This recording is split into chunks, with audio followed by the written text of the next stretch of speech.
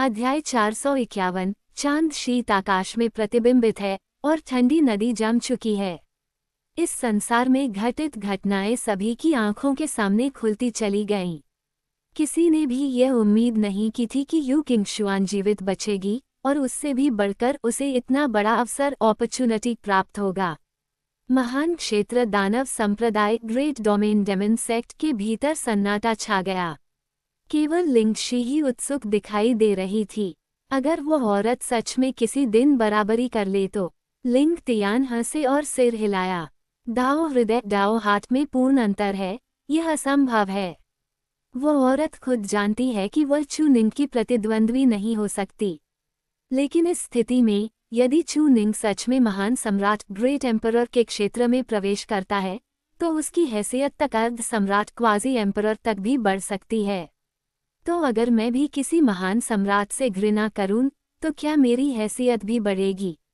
पहली बात, उसकी घृणा किसी भी चीज से डगमगाती नहीं। उसे इस बात की परवाह नहीं कि उसके परिवार के कार्य सही थे या गलत। वह फिर भी चू निंग से घृणा करती है, भले ही गलती उन्हीं की रही हो। दूसरी बात, इस व्यक्ति का दाव हृदय अत्यंत दृढ़ होना चाहिए। यदि वह पर्याप्त मजबूत न हुआ तो दाव हृदय की प्रतिक्रिया ही उसे मार डालेगी। और सबसे महत्वपूर्ण बात, सिंहासन पर बैठी युवती मुस्कुराई।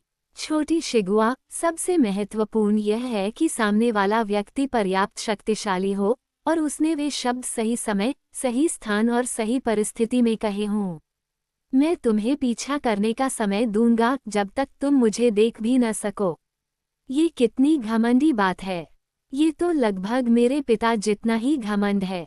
लिंगशी क्षण भर स्तब्ध रह गई और पूछने ही वाली थी, तो संप्रदाय प्रमुख चू, क्या आपके पिता अब भी जीवित हैं? लेकिन यह विचार पल भर में ही गायब हो गया। वो कुछ देर शून्य में देखती रही, फिर देखा कि पास खड़े लंबे तलवार आत्मा ने उस युवती के सिर पर हल्की सी चपत मारी। उसने सिर खुजाया। मैं क्या पूछने वाली थी? छोड़ो, बस चू निंग को देखते रहना ही बेहतर है। उसकी आंखें चमक उठीं। यदि चू निंग सच में अजेय पथ पर चलता है तो यू किंगशुआन की दाव नींव निश्चित ही अत्यंत ऊंची होगी। और उसे मारने के बजाय उसे और भी आगे बढ़ने देना, इससे लिंगशी के मन में चू निंग की छवि और भी महान हो गई। भले ही वह दीर्घायु की संत सेंटेस ऑफ लॉन्जेविटी हो, यदि विवाह करना हो तो चू निंग जैसे व्यक्ति से ही, अन्य कोई योग्य नहीं। इधर तियानश्वान संप्रदाय टायांगजून सेक्ट में दाऊजी महल दाऊजी पैलेस के कई लोग इस विषय को लेकर बिल्कुल भी चिंतित नहीं थे। ये सब बकवास क्या है? सीधे उसे मार देना चाहिए था। अब एक दाव शत्रु बन गया है। भविष्य में अगर उसने पीछे से वार किया तो मुसीबत होगी। क्या हम जाकर उसे खत्म कर दें? कैस हेवन दाओइस्ट हल्के से हंसे। चिंता की आवश्यकता नहीं। मैंने अपने शुरुआती वर्षों में ऐसे लोगों को देखा है। जब तक उसे यह विश्वास नहीं हो जाता कि उसकी शक्ति पर्याप्त है, वह कोई और कदम नहीं उठाएगी। उसकी आंखों में केवल चू निंग है उसे मारने के लिए। वह चू निंग की कमजोरी का लाभ भी नहीं उठाएगी, बल्कि तब तक प्रतीक्षा करेगी जब तक वह अपने शिखर पर न पहुंच जाए। साधना की दुनिया में इसे नियति और सौभाग्यपूर्ण संयोग कहा जाता है। तो वह हम पर भी हमला नहीं करेगी। अगर किसी ने एक विशाल पर्वत देख लिया हो तो क्या वह कुछ बिखरी हुई चोटियों की परवाह करेगा? ये भी सही है, लेकिन मैं कम से कम एक खगोलीय दृश्य सेलेस्टियल फिनोमेनन तो हूँ और उसकी नज़र में मैं बस पृष्ठभूमि हूँ। तलवार स्वामी, आप अचानक तियानश्वान की तलवार को इतना कसकर क्यों पकड़ रहे हैं? क्या आपको चिंता है कि चू निंग फैंग मिंग और बाकी लोगों को हरा नहीं पाएगा? यह असंभव है ना? वे जानते थे कि फैंग मिंग ने पृथ्वी दाव को और ये जिंगशवान ने स्वर्गीय दाव को पूरी तरह नियंत्रित कर लिया था। लेकिन ये दोनों अत्यंत विशेष अस्तित्व थे। उनके लिए दाव केवल एक साधन था। आखिरकार वे महान सम्राट की विरासत से जन्मे प्राणी थे, असंख्य जीवों में सबसे उत्कृष्ट। वरना आद्य ऋषि प्राइमल सेज उनका उपयोग न करता, न ही चरम क्षेत्र की विधि को तोड़कर केवल मंत्र साधकों को देता। क्योंकि आद्य ऋषि को भी भय था कि कहीं ये दोनों सच में अपने स्वामी को मार न दें और वह उन्हें रोक न सके। लेकिन स्पष्ट था अब ऐसा नहीं होने वाला था। सु वानछिंग दृश्य को देख रही थी। दयनीय यू किंगशुआन को देखकर उसे अपना वह समय याद आ गया जब उसकी साधना खो गई थी। त्रासदीपूर्ण सौंदर्य शैली। अन्य लोग कुछ नहीं देख पाए, लेकिन सु वानछिंग ने एक समस्या को पहचान लिया। चू निंग तब उसका सम्मान करता था, फिर अचानक उसके भीतर बुरी नीयत क्यों आ गई? क्या ये सिर्फ इसलिए नहीं था क्योंकि उसने भी त्रासदीपूर्ण सौंदर्य शैली अपनाई थी? तो अब तुम उसे क्यों नहीं मार रहे? क्या तुम उसे बिस्तर गर्म करने के लिए छोड़ रहे हो? तियानशवान को यह आभास नहीं हुआ कि चू निंग में अचानक कोई समस्या आ गई है, बल्कि यह कि इस समस्या की जड़ बहुत गहरी है और इसे समझाने में कई दिन लगेंगे। दूसरों ने भी ध्यान नहीं दिया। उन्हें बस इतना लगा कि वातावरण अचानक ठंडा हो गया है। अरे, मैं तो संत हूँ, फिर भी ठंड महसूस हो रही है। ये सर्दी कुछ ज्यादा ही ठंडी है। हाँ, मैं तो असीम संत लिमिटलेस सेज हूँ और मुझे भी ठंड लग रही है। तुम तो बस एक शून्य भेदन साधक वॉइड ब्रेकिंग कल्टिवेटर हो, तुम्हें तो और भी ठंड लग रही होगी। किसे कहा तुमने? तुम्हें ही कहा, तियानशवान संप्रदाय के छोटे से शून्य भेदन साधक। क्या हुआ? नाराज हो? आओ, मुझसे लड़ो। तुम मेहमान हो, मेजबान की जमीन पर इतनी बदतमीजी कैसे कर सकते हो? तो अगर हिम्मत है, तो आकर लड़ो। मैं तुम जैसे असभ्य इलाकों के लोगों से बहस करने में समय नहीं गंवाता। किसी ने इस झगड़े पर ध्यान नहीं दिया, लेकिन सबकी आंखों में मानव क्षेत्र के केंद्र में बर्फ गिरनी शुरू हो चुकी थी, जबकि वहां पहले ही गहरी सर्दी थी। हंस के पंखों जैसी बर्फ उड़ रही थी, समृद्ध वर्ष का शुभ संकेत। गहरी सर्दी की पहली बर्फ, जिसमें आध्यात्मिक ऊर्जा और भाग्य पहले से कहीं अधिक था। चू निंग सफेद वस्त्रों में एक कदम में 1000 मील तय करता हुआ विशाल हिमराशि में विलीन हो गया। 1000 पर्वतों पर पक्षी लुप्त हो गए और 10,000 रास्तों पर मानव चिन्ह मिट गए। इस क्षण उसके कदम धीमे पड़ने लगे। एक ऐसा साधक जिसे न ठंड का भय था, न गर्मी का, अब अपने शरीर में ठंड महसूस कर रहा था। उसने आंखें उठाईं। बर्फ के फाहे उसके चेहरे पर गिरे, हड्डियों तक ठंडक पहुंचा देने वाले। स्वर्गीय दाव, हेवनली दाव ने हस्तक्षेप कर दिया था। इस हड्डियां जमा देने वाली ठंड में सब कुछ जमा देने वाली आभा थी। साधारण संत यहाँ पल भर में ही जमकर मर जाता, भले ही यह सिर्फ एक छोटा सा क्षेत्र क्यों न हो। बहुत पहले चू निंग ने सुना था कि असीम संत के पास एक तकनीक थी, वर्षा पर्दा मानव लोक, रेन कर्टन ह्यूमन रेल्म, जो स्वर्ग और पृथ्वी के नियमों को नियंत्रित करती थी। जहां भी पानी की एक बूंद होती, वहां उसकी चेतना पहुंच जाती। तब चू निंग को ये भयावह लगा था और अब तक उसने स्वयं ऐसी विधि नहीं सीखी थी। और यह विधि तियानशवान संप्रदाय से ही उत्पन्न हुई थी। पवन, गर्जन, वर्षा और हिम, जहाँ भी खगोलीय दृश्य होता, वही तियानशवान संप्रदाय की सबसे शक्तिशाली विधि थी। ये जिंगशवान स्वयं प्रकट नहीं हुई थी, लेकिन वह हर जगह थी। स्वर्गीय दाव की पूर्ण शक्ति के साथ अपने चरम पर उसने चू निंग पर घातक प्रहार कर दिया था। यदि तुम स्वर्ग पर चढ़ना चाहते हो, तो तुम्हें इस परीक्षा से गुजरना ही होगा। हर गिरता हुआ हिमकण सब कुछ सील कर रहा था। आध्यात्मिक ऊर्जा पूरी तरह जम चुकी थी, अब उसका प्रवाह नहीं रहा। यहाँ तक कि चू निंग के शरीर में बहता रक्त भी जमने लगा। इसी क्षण उसे अंततः सृजन शक्ति, पावर ऑफ क्रिएशन के अंतिम महत्व का बोध हुआ। वह केवल शक्ति नहीं थी, वह स्वयं एक क्षेत्र, रेल्म था, और महान सम्राट के लिए अनगिनत अंधकार युगों का सामना करने की कुंजी। क्या हुआ अगर तुम महान सम्राट की विरासत के उत्तराधिकारी हो? तुम्हारे पंख अभी पूरी तरह विकसित नहीं हुए हैं। बलपूर्वक स्वर्ग का विरोध एक स्वर्ग विरोधी कृत्य निश्चित मृत्यु को बुलाता है। उसकी चेतना भी इस क्षण जमती हुई प्रतीत हुई। चलते चलते वह स्थिर हो गया और अंततः उसकी सारी गतियां जमी हुई दिखीं। धीरे धीरे बर्फ ने उसके शरीर को ढाक लिया। वह एक हिम मूर्ति में बदल गया।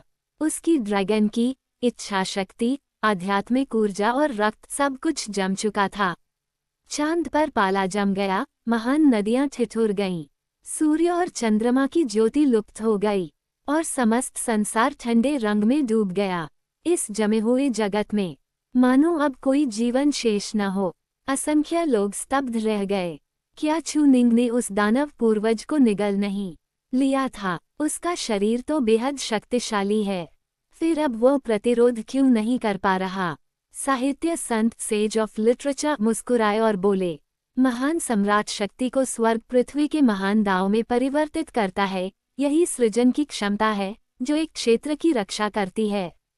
अब जो चूनिंग के विरुद्ध प्रयोग हो रहा है वही स्वर्गीय दाव की सृजन शक्ति है। क्या चूनिंग का क्षेत्र इस सृजन शक्ति से आगे निकल चुका है?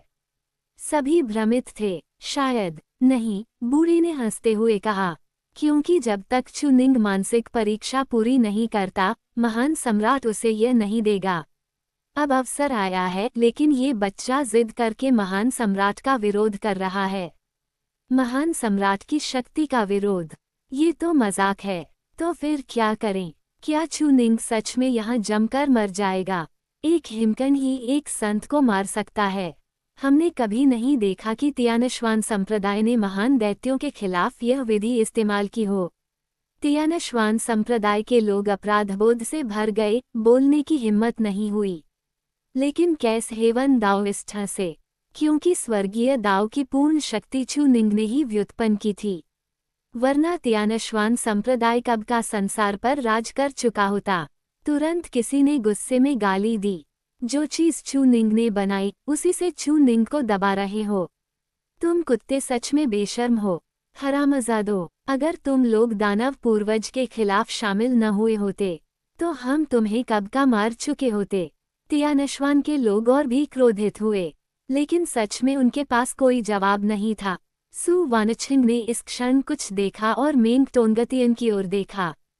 चूंकि यह महान सम्राट की विकसित सृजन शक्ति है, स्वर्गीय दाव जो चूनिंग की ड्रैगन की तक को दबा सकती है, तो वरिष्ठ मेंग बिल्कुल भी घबराई क्यों नहीं है? वह स्वयं घबरा चुकी थी। इस स्थिति में यहाँ तक कि देव विलय एथेरियलाइजेशन भी काम नहीं करता। अंतरिक्ष स्वयं जम चुका था। मेंग टोंगतियन को उसका प्रश्न सुनकर अजीब लगा। वरिष्ठ सु, आप ऐसा प्रश्न क्यों पूछ रही हैं? सु वानछिंग स्तब्ध रह गई।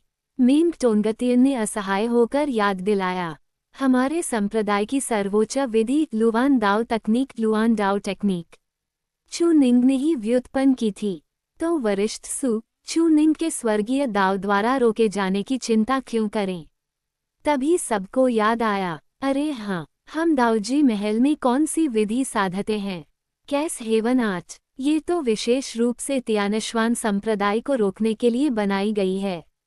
मूल रूप से दाऊजी महल के पास कोई विधि ही नहीं थी। यह मेंग टोंगतियन ही थे जिन्होंने पहले एक वस्तु पाई, फिर उसे रोकने का उपाय खोजा और अंततः उसी से महान दाव को व्युत्पन्न किया। संसार की सभी वस्तुएं एक दूसरे पर निर्भर और एक दूसरे को संतुलित करती हैं। यदि एक पक्ष अत्यंत शक्तिशाली है तो उसे रोकने की विधि अवश्य होगी। तो अब वह संसार बहुत पहले ही भयंकर अग्नि में जल उठ चुका था, और यह कोई भ्रम नहीं था। लोगों और वस्तुओं से खाली किया गया वह संसार मुख्य युद्ध क्षेत्र बन चुका था। चूनिंग ने पहली बार लुआन दाव तकनीक का उपयोग किया, स्वर्गीय दाव के विरुद्ध संघर्ष करने के लिए। वाकई ये थोड़ा उपयोगी तो है। अध्याय 452, यह मेरा अपना मार्ग है। 1000 मील तक उड़ती हुई बर्फ, सब कुछ सील करती हुई स्वर्गीय दाव की शुद्ध और चरम शक्ति का दबाव, मानो दैवी दंड उतर आया हो। ये सब मानो एक ही बात की घोषणा कर रहा था, मनुष्य प्रकृति को जीत सकता है। लेकिन जब बर्फ के बीच आग की पहली प्रचंड चिंगारी जली, तो जैसे लोगों ने स्वर्ग को ललकारने की संभावना देख ली और एक निर्णायक मोड़ प्रकट हो गया। दाव संप्रदाय कहता है कि आकाश और पृथ्वी की सभी वस्तुएं दाव से उत्पन्न होती हैं। दाव से एक जन्म लेता है, एक से दो और दो से सभी वस्तुएं। इस क्षण स्वर्गीय दाव की शक्ति उसी सिद्धांत को साकार कर रही थी। दाव का सार विकसित होकर सब कुछ सील और जमे हुए हाल में बदल रहा था। लेकिन जहां दाव है वहां लुआन दाव विधि भी है। जब चूनिंग ने फिर से गति की, धीरे धीरे अपनी आंखें उठाईं, तो पूरा संसार पहले ही भयंकर ज्वालाओं से ढक चुका था। मानव जगत की अग्नि सागर, एक नरक। फिर भी उन ज्वालाओं के बीच खड़े चूनिंग को कोई जलन महसूस नहीं हुई। भले ही वे ज्वालाएं सब कुछ भस्म कर सकती थीं, लेकिन अब ये दाव का खेल था, दाव बनाम दाव की लड़ाई। जहाँ स्वर्गीय दाव है, वहाँ स्वाभाविक रूप से अराजक दाव भी होता है। अराजक दाव विधि जब एक निश्चित स्तर तक साध ली जाए तो सचमुच आकाश और पृथ्वी को उलट सकती है, और अब ये सर्वोच्च अराजक दाव विधि वही कर रही थी। चूनिंग ने ऊपर देखा, आग, बर्फ और हिम ने आकाश में एक स्पष्ट सीमा बना दी थी। इसी क्षण स्वर्गीय दाव ने फिर से चाल चली। गर्जन करते हुए बिजली का समुद्र फैल गया। आग की गति का उपयोग करते हुए बिजली अग्नि का प्रहार नीचे की ओर छोड़ा, सीधे चूनिंग के शरीर पर। लेकिन धूसरकी ने इस दाव को उलट दिया। बिजली अग्नि का प्रहार उल्टा मुड़कर ऊपर गया और सीधे स्वर्गीय दाव पर जा लगा। ये प्राकृतिक प्रत्युत्तर विधि चाहे जैसे भी प्रदर्शित हो, स्वर्गीय दाव को असहाय ही छोड़ती थी। फिर भी चूनिंग ने ढील नहीं दी, क्योंकि वह स्पष्ट दबाव महसूस कर रहा था। मरम्मत की गई स्वर्गीय दाव की पूर्ण शक्ति, और वह शक्ति जो दिव्य प्रकृतियों सेलेस्टियल फिनोमेनन को साकार कर सकती थी और जो बाह्य दानवों तक का सामना कर सके, उससे टकराव चूनिंग के लिए एक पल को भी आसान कैसे हो सकता था। लेकिन संयोग से उसने लुवान दाव विधि को सर्वोच्च स्तर तक निष्कर्षित कर लिया था। भले ही उसने इसे पहले कभी न इस्तेमाल किया हो, इसका अर्थ यह नहीं कि वह कर नहीं सकता। बस इतना ही कहा जा सकता है कि वह आमतौर पर इस विधि का प्रयोग नहीं करता था। दिव्य प्रकृतियां अनगिनत बार बदली, फिर भी चूनिंग ने उन्हें सहजता से पलट दिया और प्रत्याक्रमण किया। इस क्षण ये जिंगश्वान को भी आभास हो गया कि उसकी विधि निष्फल हो रही है। अराजक स्वर्ग कला केवल स्वर्गीय दाव का प्रतिकार करती है, लेकिन चूनिंग की वर्तमान विधि इतनी उच्च अवस्था में पहुंच चुकी थी कि यदि अधोलोक का दाव भी प्रकट हो जाए तो भी उसे रोक नहीं सकता। तो फिर दाव विधियों से क्यों टकराना? तुम रूपों को मोड़ सकते हो, लेकिन शुद्ध दबाव का क्या? एक स्वर्ण वस्त्रधारी दाववादी स्त्री अचानक प्रकट हुई। ये जिंगश्वान की आंखों में स्वर्ण दाव लय बह रही थी, मानो कोई देवता नीचे देख रहा हो। वह आकाश में हल्के से कदम रखती हुई आगे बढ़ी। उसके पीछे उमड़ती असंख्य दिव्य प्रकृतियां मानो पूरे आकाश को फाड़ डालेंगी। हवा, बिजली, वर्षा और हिम अचानक उठे, लेकिन वे अब दावलय की अभिव्यक्तियां नहीं थीं, बल्कि वास्तविक प्राकृतिक मौसम बन चुके थे। इनका प्रतिकार करने की चूनिंग को आवश्यकता ही नहीं थी। इस तुच्छ दाववादी ने तुम्हें बहुत पहले बता दिया था कि स्वर्ग और पृथ्वी के महान दाव में निहित सृजन की शक्ति तुम्हें दी जानी चाहिए। लेकिन आज, चूंकि तुम स्वर्ग पर चढ़ना चाहते हो, तुम्हें यह अवसर कदापि नहीं दिया जाएगा, और स्वाभाविक रूप से कोई दया भी नहीं दिखाई जाएगी। तियान श्वानजी से भिन्न, जो स्वर्गीय दाव होने के कारण केवल स्वर्गीय दाव के दृष्टिकोण से सोचता था। यहाँ तक कि ये जिंगश्वान, जिसने स्वर्गीय दाव की पूर्ण शक्ति से सम्मिलन किया था, उसके पास भी केवल एक विशाल स्वर्ग हृदय था। उसने अपनी मानवता और साधक की सोच पूरी तरह नहीं खोई थी। महान सम्राट की उत्तराधिकार पहचान के साथ, यदि तुम मांगते तो हमें देना पड़ता। अब जब तुम्हारा दावजी महल दिव्य प्रकृतियों की विरासत में निपुण है, यदि कोई विनिमय संभव होता तो वह भी दिया जाता। आकाश और पृथ्वी के हित के लिए तियानश्वान संप्रदाय भी हिचकिचाता नहीं, और फेगमिंग भी ऐसा ही करता। आखिरकार फेगमिंग की दृष्टि में चूनिंग उसके दादा और पिता समान था। यदि वह कहता कि देना है तो दे दिया जाता। लेकिन यदि चूनिंग इसी मार्ग पर अड़ा रहा तो ये जिंगश्वान कोई दया नहीं दिखाएगी। चूंकि महान सम्राट ने तुम्हें चुना है, तो इस तुच्छ दाववादी को भी उस चयन का कारण देखने दो। चूनिंग के होठों पर एक असहाय सी मुस्कान उभरी। इतनी कठोर बातें कहने की आवश्यकता नहीं थी। असंख्य दर्शकों की दृष्टि के सामने चूनिंग अब मानव रूप में नहीं रहा, सच्चे ड्रैगन की संरचना उतर आई। बिना किसी झिझक के, अब उसके शारीरिक बल के प्रचंड होने के साथ ड्रैगन की से सशक्त चूनिंग सीधे सर्वोच्च अभिप्राय के नवे स्तर पर पहुंच गया। एक भव्य ड्रैगन प्रतिमा उसके ड्रैगन शरीर पर और स्पष्ट हो गई। क्षण भर में महान दाव मानव सम्राट शरीर और ड्रैगन की का दबाव पूरे संसार पर छा गया। दूर खड़ी सु वानछिंग तक ने वह दबाव महसूस किया। उसका चेहरा अनायास ही लाल हो गया। निस्संदेह पहले शिष्यों को कमजोर रूप में गले लगाने की भीख मांगते देखा था, और अब ऐसा दमनकारी दृश्य उसके हृदय में अंतर अत्यंत विशाल था। मानो वह अनुभूति 10,000 द्वारा पूजित एक सम्राट, जो केवल उसी के सामने नतमस्तक हो।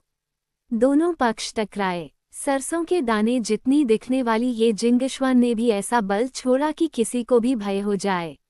उस पर्वत आकार के घूंसे का सामना करते हुए उसने देखा कि अंतरिक्ष फट रहा है, धरती इस आभा से चूर चूर हो रही है, और लगा कि एक ही प्रहार में उसका भाग्य निश्चित मृत्यु है। फिर भी हाथ की एक हल्की झटके से उसने उस घूंसे को सीधे उछाल दिया। किसी ने भयभीत होकर चिल्लाया, नवम क्षेत्र का साधक सृजन की शक्ति से सशक्त होकर वास्तव में एक अमर राजा के शारीरिक बल का सामना कर सकता है। यह क्या मजाक है? लेकिन किसी ने हंसकर समझाया, पिछले महान सम्राट उत्तराधिकारी में कौन कभी कमजोर रहा है? पहले वर्षों में दानव पथ संप्रदाय का वह दैत्य दाओ महान सम्राट प्रकट हुआ और एक चांगशेंग परिवार को दबा दिया अजेय मुद्रा के साथ। और उसने किस पर भरोसा किया? सृजन जीवों की सृजन शक्ति। वही महान सम्राट की नींव भी थी और उसकी अजेयता के स्रोतों में से एक भी। तो क्या चू निंग पराजित होगा? यह उसके दाओ हृदय पर निर्भर करता है। साहित्यिक संत ने पहले उसके अतीत का अनुमान लगाया था। क्या तुमने ध्यान नहीं दिया कि महान सम्राट की विरासत स्वीकार करने के बाद भी उसे सृजन की शक्ति नहीं मिली? क्या महान सम्राट देना नहीं चाहता था, या चू निंग ही नहीं चाहता था? दानव पथ संप्रदाय के मुख्य सभागार में सभी स्तब्ध थे। तुम्हें दिया जा रहा है और तुम नहीं चाहते। क्या तुम पागल हो, या तुम्हारे दिमाग में कुछ गड़बड़ है? अगले ही क्षण चू निंग ने एक और घूंसा मारा, पहले से कहीं अधिक भव्य दिव्य प्रकृतियों के साथ। उसकी स्वर्णिम ड्रैगन आंखों में कोई भय नहीं था, भले ही वह समझ चुका था कि इस अवस्था में ये जिंगश्वान इतनी भयावह है कि कोई भी उसे संभाल नहीं सकता, यहाँ तक कि वह स्वयं भी नहीं। महान सम्राट की सृजन शक्ति उसके भीतर थी, भले ही आधी ही सही। फिर भी चू निंग ने घूंसा मारा। पहले ड्रैगन लॉर्ड ने उससे पूछा था कि क्या वह ये शक्ति चाहता है, और यह कहना झूठ होगा कि वह नहीं चाहता था। लेकिन यदि वह केवल दूसरों के मार्गों का अनुसरण करे, दूसरों के अस्तित्व पर निर्भर रहे, तो वह आगे कैसे बढ़ेगा? विधि कभी दांव नहीं होती। उसका अपना मार्ग, जिसे उसने स्वयं चुना, वह उसे स्वयं ही खोलेगा। आकाश और पृथ्वी कांप उठे, अंतरिक्ष प्रभावित होकर चकनाचूर हो गया। कुछ लोगों को युद्धरत संसार की स्थिरता बनाए रखने के लिए आगे आना पड़ा। मिंग तोंगटियन ने साहित्यिक संत की ओर मुट्ठी जोड़ते हुए कड़वाहट से मुस्कुराया, यदि पुराने महोदय यहाँ न होते तो ये संसार शायद टूट ही गया होता। सबकी नज़र उस अस्त व्यस्त पुराने महोदय पर गई। क्या तुम मिंग तोंगटियन भी इन्हें पुराने महोदय कहते हो? क्या ये कोई बहुत बड़ी हस्ती हैं? साहित्यिक संत ने अप्रसन्न होकर कहा, मैं 70 से ऊपर हूँ और तुम 7,000 से ऊपर, मुझे पुराना महोदय कहना क्या उचित है? मिंग तोंगटियन का भाव अजीब था। नहीं, आपने तो ऐसा कहा ही नहीं था।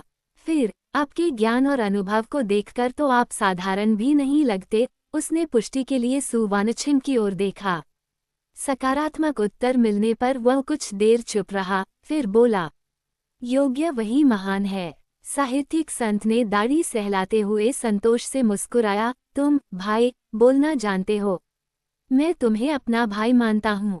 आगे से बाहर कहीं जाओ तो बस मेरा नाम साहित्यिक संत ले देना, कोई तुम्हें छेड़ेगा नहीं। मिंग तोंगटियन हल्के से मुस्कुराया, एहसान यूं ही इस्तेमाल नहीं किए जाते, जब तक अत्यंत आवश्यक न हो वह नहीं करेगा। लेकिन इन शब्दों के पीछे का भार और गंभीरता वह भली भांति महसूस कर सकता था। इसी समय साहित्यिक संत द्वारा स्थिर किए गए संसार के भीतर चू निंग की ड्रैगन की ओर ऊंची हो गई। उसका शरीर स्वर्ण से काला हो चुका था, पूरी तरह काले ड्रैगन शल्कों से ढका हुआ। सब चकित रह गए, लगता था किसी ने चू निंग को इस रूप में पहले कभी नहीं देखा था। केवल दाऊजी महल के लोगों ने संकेत किया, इसे निष्क्रिय कर दिया गया था, ये बहुत खतरनाक है। तब चौथे क्षेत्र के 5वें स्तर पर रहते हुए उसने सीधे क्षेत्र पार कर 5वें क्षेत्र के साधक को मार डाला था। मृत्यु भावना इतनी भयानक थी कि इस रूप के उपयोग पर रोक लगा दी गई थी, लेकिन इस अवस्था में उसके भटक जाने की आशंका थी। फिर भी सु वानछिंग चिंतित नहीं थी, क्योंकि उसने देखा कि चुनिंग की आंखें अब भी स्वर्णिम थीं। ये शक्ति से शक्ति को नियंत्रित करना था, उस भयावह दुष्ट ड्रैगन को काबू में रखना। आखिरकार जो शिष्य दुर्भावनाओं में डूबकर नियंत्रित हो जाता, वह इस स्तर तक कभी नहीं पहुंचता। स्वर्गीय दाव मेरे सामने है। मैं देखना चाहता हूं कि यह स्वर्ग कितना ऊंचा है और कितना शक्तिशाली। आज से मैं जीवन भर स्वर्ग विरोधी कर्म करूंगा और आज मैं तुम्हें ये जिंगश्वान पैरों तले रौंदूंगा। एक और घूंसा जो चुनिंग की मूल शक्ति से भी कहीं ऊपर जा चुका था। यह उसका अपना दाव था, वह सच्चा ड्रैगन दाव जिसे उसने स्वयं गढ़ा था। अध्याय 453। जाओ, इस सम्राट को इसे साक्षात देखने दो। इस पर मैं आज भी अपनी मूल भावना को याद करता हूँ। यदि मैं स्वर्गीय दाव हेवनली दाव की आज्ञा को नहीं तोड़ता तो मैं कभी डगमगाऊंगा नहीं। जिस दिन से उसे कृषि कल्टीवेशन और दीर्घायु की कोई संभावना नहीं का ठप्पा लगा दिया गया था, उसी दिन से उसने बहुत सी बातों पर विचार किया। उसने समझ लिया था कि स्वर्ग और पृथ्वी के बीच अवश्य ही कोई ऐसा स्वर्ग विरोधी हेवन डिफाइंग उपाय मौजूद है। बस उसकी वर्तमान अवस्था में वह उसे छू नहीं सकता था। शायद वह अत्यंत कठिन था, या शायद पूरी तरह असंभव। लेकिन जब तक तुम मार्ग पर हो, तब तक एक अवसर अवश्य रहता है।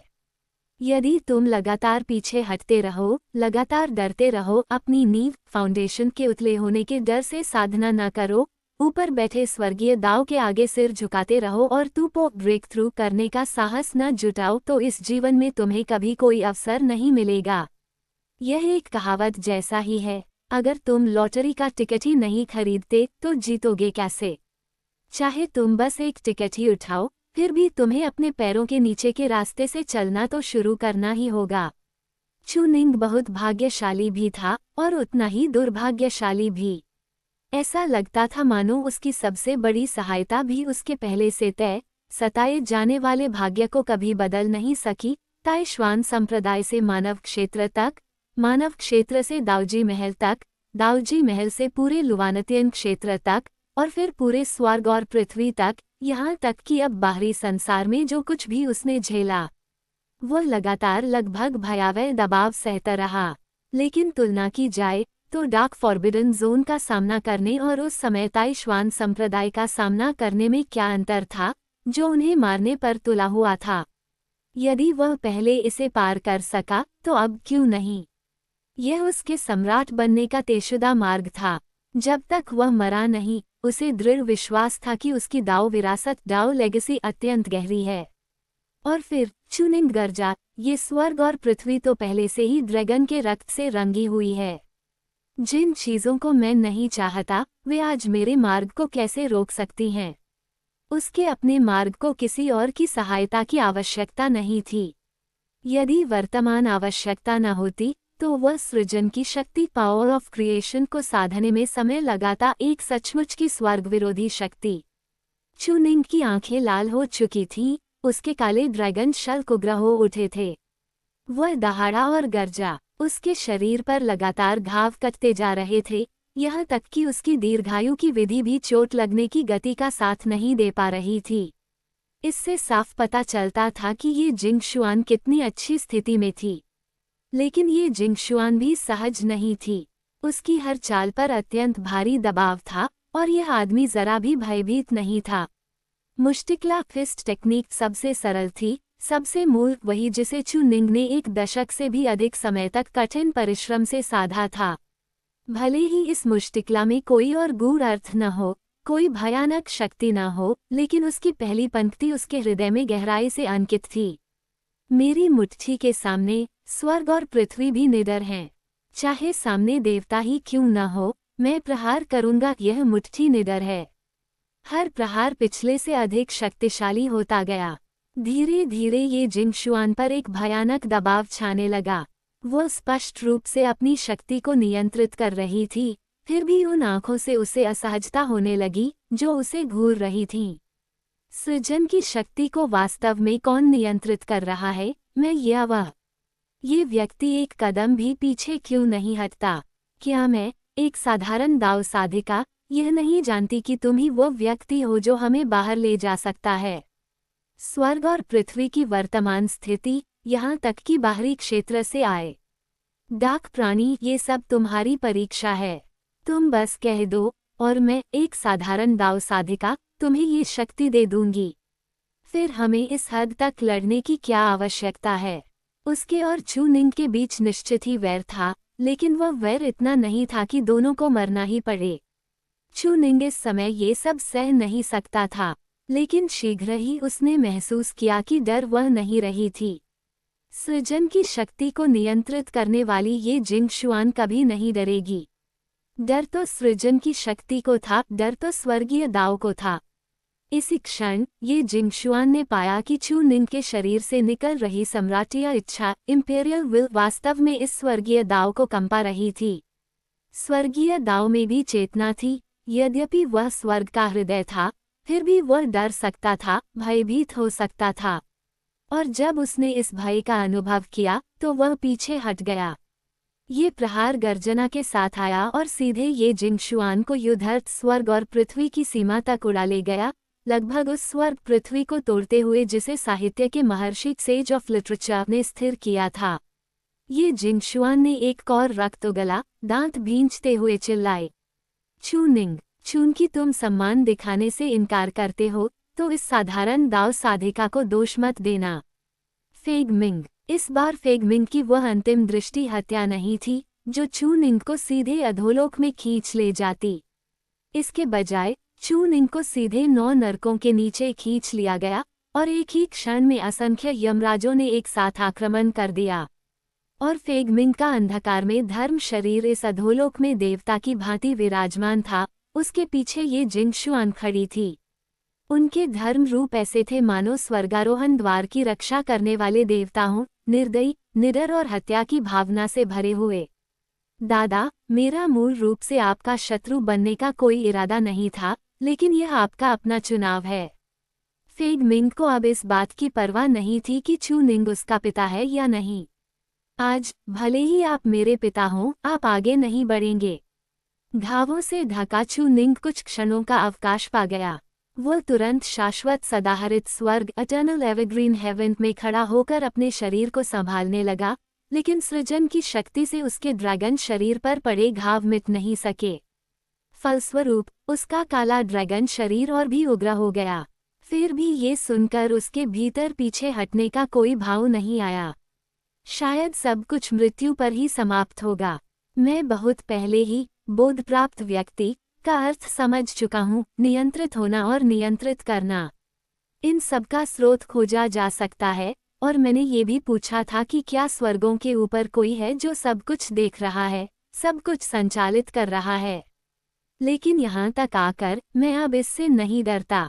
यदि सच में कोई है, तो मैं वहाँ जाऊँगा, उसे बनूंगा, उसे प्राप्त करूँगा। और यदि कोई नहीं है, तो मेरा भाग्य ही इन तथाकथित स्वर्गीय दाव की बेड़ियों को तोड़ने की एकमात्र संभावना है। सृजन की शक्ति की 2 अत्यंत शक्तिशाली अवतारों के सामने खड़े होकर भी चू निंग निडर था। अब भी वैसा ही जैसा पहले था, एक मुट्ठी के पहले, संसार में कोई नहीं। लेकिन उसी क्षण वह जैसे क्षणिक तंद्रा में चला गया। उसे ऐसा लगा मानो उसका शरीर स्वर्ग और पृथ्वी के महान दाव पर प्रहार कर रहा हो, और उसकी दिव्य आत्मा, डिवाइन सोल, कहीं बहती चली जा रही हो। समय ठहर गया और एक बार फिर उसे समय की मूल धारा से बाहर खींच लिया गया। वह स्वर जिसे चू निंग कभी नहीं भूल सकता, शरारत की हल्की झलक और विश्वास से भरी महानता के साथ गूंजा। यहाँ तक आकर मुझे विश्वास है कि तुम सचमुच अपना स्वयं का मार्ग गढ़ रहे हो। वह हल्के स्वर में बोला। उसका रूप दिखाई नहीं देता था, उसका शरीर भी नहीं, फिर भी ऐसा लगता था मानो वह सदा से वहीं रहा हो। चूंकि ऐसा है, तो अब मैं सच में निश्चिंत होकर जा सकता हूँ। फिर उसने गंभीर स्वर में कहा, इस लोक का संकट वह नहीं है जिसे तुम संभाल सको। ये सृजन की शक्ति अब तुम्हारी सहायता बनेगी, तुम्हारी मुट्ठी की तरह, तुम्हारे शरीर पर धारण की गई तलवार की तरह। इस सम्राट के पास कभी बहुत सी चिंताएं थीं, कभी स्वार्थ भी था, लेकिन अंततः कोई उपयुक्त उत्तराधिकारी नहीं मिला। अंत में एक मिला भी, तो तुमने उसे पुराने जूते की तरह त्याग दिया। ये सम्राट तुम्हारी इच्छा का सम्मान करता है, लेकिन तुम्हें ये शक्ति अपने पास रखनी होगी। जब भविष्य में तुम पूरी तरह अपना महान दांव गढ़ लोगे, तब ये तुम्हारे लिए बोझ नहीं रहेगी। शब्दों के गिरते ही ड्रैगन लॉर्ड गरजा, जाओ इस सम्राट को ये देखने दो कि क्या ये दांव और ऊंचे स्वर्ग और पृथ्वी तक और भी महान भविष्य तक ले जा सकता है। अध्याय 454 मिंग यिरंग की उकसाहट। चू निंग को उसके बाद क्या हुआ, ये बहुत साफ साफ याद नहीं था। धुंधली सी हालत में उसने दो लोगों को झुकते हुए देखा, लेकिन वे उसे नहीं बल्कि किसी और आकृति को नमन कर रहे थे। उसे केवल फेग मिंग का चेहरा याद था, आश्चर्य और भय से भरा हुआ, मानो आसमान ही टूट पड़ा हो, और ये जिंगशवान का चेहरा जिसमें हल्की सी व्यंग्यात्मक मुस्कान थी, यहाँ तक कि वह दिलासा भी दे रहा था। ये लड़ाई अंत तक जाने के लिए बनी ही नहीं थी। हालांकि चू निंग ने अभी सृजन शक्ति को पूरी तरह अपने शरीर में समाहित नहीं किया था, फिर भी वह किसी भी समय आत्मरक्षा के लिए उसे बुला सकता था। ये जिंगशवान और फेग मिंग उसके साथ आखिरी सांस तक नहीं लड़ सकते थे, जब तक कि वे आकाश पृथ्वी को पूरी तरह तोड़ देने का इरादा न रखते। युद्धभूमि फिर से अपनी मूल अवस्था में लौट आई और पहले के जीव जंतु वापस उठा लिए गए। उन प्राणियों के लिए मानो कुछ भी घटित ही न हुआ हो, उन्होंने केवल भारी बर्फबारी देखी और अत्यंत प्रसन्न हुए, ये जानते हुए कि आने वाला साल निश्चित ही अच्छी फसल लाएगा।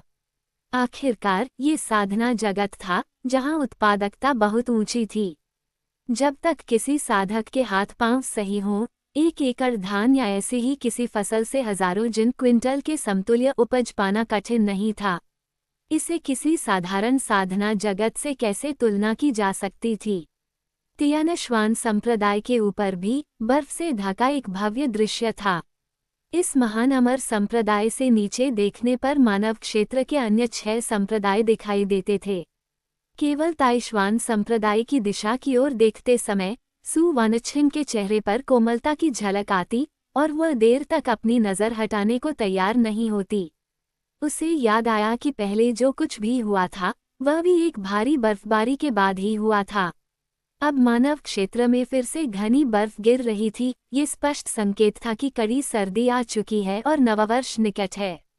अचानक उसके मन में एक विचार आया, अगर केवल आधा महीना ही है तो विभिन्न शक्तियां भी तैयारी करेंगी। क्यों न वह अपने शिष्य के साथ ताइश्वान संप्रदाय लौटकर नववर्ष मनाए। उसके पीछे कछुआ टर्टल बर्फ चबा रहा था। वाइल्डलैंड्स में जन्मा होने के कारण जहां आध्यात्मिक ऊर्जा ही नहीं थी, उसने हजारों वर्षों से बर्फ नहीं देखी थी।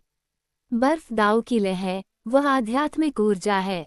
साधना जगत के विभिन्न संप्रदायों की जलवायु स्थितियां भी ये तय करती हैं कि बर्फ कितनी गिरेगी। उदाहरण के लिए मानव क्षेत्र में स्पष्ट ऋतुएं होती हैं और हर साल भरपूर वर्षा व हिमपात होता है। दाओजी महल अपेक्षाकृत गर्म क्षेत्र में है, जहां बर्फ दुर्लभ है, लेकिन वर्षा ऋतु में मूसलाधार बारिश होती है। वाइल्डलैंड्स इतने वीरान थे कि न बारिश दिखती थी, न बर्फ जो अब जाकर प्रकट होने लगी थी। इसीलिए कछुआ बेहद उत्साहित था। उसे लगा कि इसका स्वाद ड्रैगन की से भी बेहतर है। उसने तो तियानश्वान के लिए एक मुट्ठी बर्फ भी उठा ली। तियानश्वान इस समय सबकी पीठ किए चुपके सफ़ेद बर्फ खा रही थी। आखिर छोटी लड़की ने भी इसे पहले नहीं चखा था। तियानश्वान वरिष्ठ, आप भी चखिए न, ये बहुत स्वादिष्ट है, ठंडी और ताज़ा। कछुआ बोला। तियानश्वान का शरीर तुरंत तन गया। उसने सख्त चेहरे के साथ सिर घुमाया। बर्फ में ऐसा क्या अच्छा है? हर जगह पड़ी है, मुझे कोई रुचि नहीं, तुम ही खाओ। कछुआ ने उसकी ठुड्डी पर लगे पानी के निशान देखे, टस्क किया, फिर घूमकर खुद बर्फ चबाने लगा। ओह तियानश्वान वरिष्ठ, आपको बस अपनी इज्जत की पड़ी है। क्या इज्जत इतनी जरूरी है? अगर कछुआ को इज्जत की परवाह होती तो वह आज स्वर्गीय प्रकट अवस्था के मध्य चरण तक कैसे पहुंचता। उसकी साधना वृद्धि, सच कहे तो जिसे भी दिखे डरावनी लगे। यहाँ तक कि साहित्य संत ने भी पहले श्वेनवु से व्यक्तिगत रूप से भेंट की थी और उसे देखकर वह बिल्कुल भी हल्के फुल्के नहीं थे, बल्कि अत्यंत गंभीर थे। जन्मजात ऐसी रक्तरेखा वाला सच्चा ड्रैगन, जिसे अभी और निखारा जा सकता है, उसका अंतिम भविष्य सच्चा ड्रैगन एक और आदिम संत है, और चूनिंग की स्थिति को देखते हुए श्वेनवु की रक्तरेखा बहुत संभव है कि आदिम संत से भी आगे निकल जाए। याओ जाति की जन्मजात प्रतिभा से भला कौन बहस कर सकता है। उनके लिए साधना न करना भी साधना ही है। आध्यात्मिक ऊर्जा अपने आप शरीर में प्रवेश करती है और वे लेटे लेटे भी साधना कर सकते हैं। इसके अलावा श्वेनवु की पहचान भी विशेष है, वो एक महान सम्राट का प्रत्यक्ष वंशज है। इसी बीच मीन हीरन कछुआ के पास उकड़ू बैठी थी और उसे बर्फ खिला रही थी। उसे भी यह नया नया लग रहा था। अरे, एक स्वर्गीय प्रकट अवस्था का ड्रैगन कछुआ ये चीज खाना पसंद करता है। तभी उसे कुछ याद आया और वह सु वानछिन की ओर मुड़ी। चूनिंग 3 दिन से विश्राम कर रहा है, अब तक जागा क्यों नहीं? सब लोग उसी का इंतजार कर रहे हैं। निर्धारित समय चूनिंग के आरोहण के अगले दिन का था, लेकिन चूनिंग के जागे बिना कौन साहस करता कि बैठक बुलाकर सीधे चर्चा करे। वह केंद्र था बिल्कुल। इसलिए अब त्यानश्वान संप्रदाय में उबे हुए विभिन्न बलों ने आपसी अभ्यास और मुकाबले शुरू कर दिए थे। लक्ष्य सीधा त्यानश्वान संप्रदाय ही था। अब तो त्यानश्वान संप्रदाय का कोई कुत्ता भी दिख जाए तो उसे एक एक मुकाबले के लिए खींच ले जाते। इससे श्वान संप्रदाय के साधक चेहरा दिखाने की हिम्मत नहीं कर पा रहे थे। सब यही चाहते थे कि ये मुसीबतें जल्दी यहाँ से चली जाएं। ये लोग सच में बहुत बेशर्म हैं। उनसे न लड़ो तो वे तंग करते हैं, कहते हैं कि तुम अक्षम हो या क्या। अगर अक्षम हो तो काट ही दो, बेकार है रखने का, औरत बन जाना बेहतर। दाऊजी महल के इन चिड़िया दिमाग लोगों की सोच कौन समझे। अगर गुस्सा होकर लड़ो तो पता चलता है कि उनसे जीत भी नहीं सकते। सु वानछिन ने शांत भाव से सिर हिलाया, तो उन्हें इंतजार करने दो। इतना समय तो उन्हें देना ही चाहिए। मीन हीरन ने आश्चर्य से जीभ चटकाए। अब तुम्हारी बोली में शुरुआती दिनों वाली दबंग झलक आ गई है। दाऊजी महल में उस समय मुझे तो लगा था कि तुम पूरी तरह नर्म मिजाज बन गई हो, खासकर चू निंग के सामने। निंगेर कहकर बुलाना, उसका चेहरा धोना, लोगों का अंतर इतना बड़ा हो सकता है कि कल्पना से परे है। निजी तौर पर अपने शिष्य के सामने तुम नर्म हो या ठंडी मगर थोड़ी नरमी लिए। सु वानछिन ने उसकी बातों का जवाब देना जरूरी नहीं समझा, बस दूर निहारती रही। जब तक मैं जवाब नहीं दूंगी असहज तुम ही रहोगी। लेकिन मेंग हीरन मुस्कुराते हुए सवाल पर सवाल करती रही। यहाँ तक कि आमतौर पर शांत रहने वाली सु वानछिन भी चिढ़ गई और झिड़क पड़ी, हो गया या नहीं? किसी आदमी को ढूंढो और उससे पूछो, इस वरिष्ठ को क्यों तंग कर रही हो? ये सुनकर मेंग हीरन का दिल टूट गया। वह बर्फ पर उकड़ू बैठकर गोल गोल रेखाएं बनाने लगी। लेकिन मेरा आदमी तो किसी ने छीन लिया। मेरे पिता विवाह प्रस्ताव तय करने वाले थे, पर उस व्यक्ति के वरिष्ठ ने मना कर दिया। कहते हैं कि शिष्य केवल साधना चाहता है और किसी और चीज की परवाह नहीं। लेकिन असल में वह चोरी छिपे न जाने कितनी बार खा चुका है और ऊपर से वरिष्ठ शिष्य के साथ होने का तमाशा सबके सामने दिखाता रहा। लड़की ने सु वानछिन की ओर रोष भरे चेहरे से देखा, तो बताओ, क्या उस व्यक्ति का वरिष्ठ पाखंडी नहीं?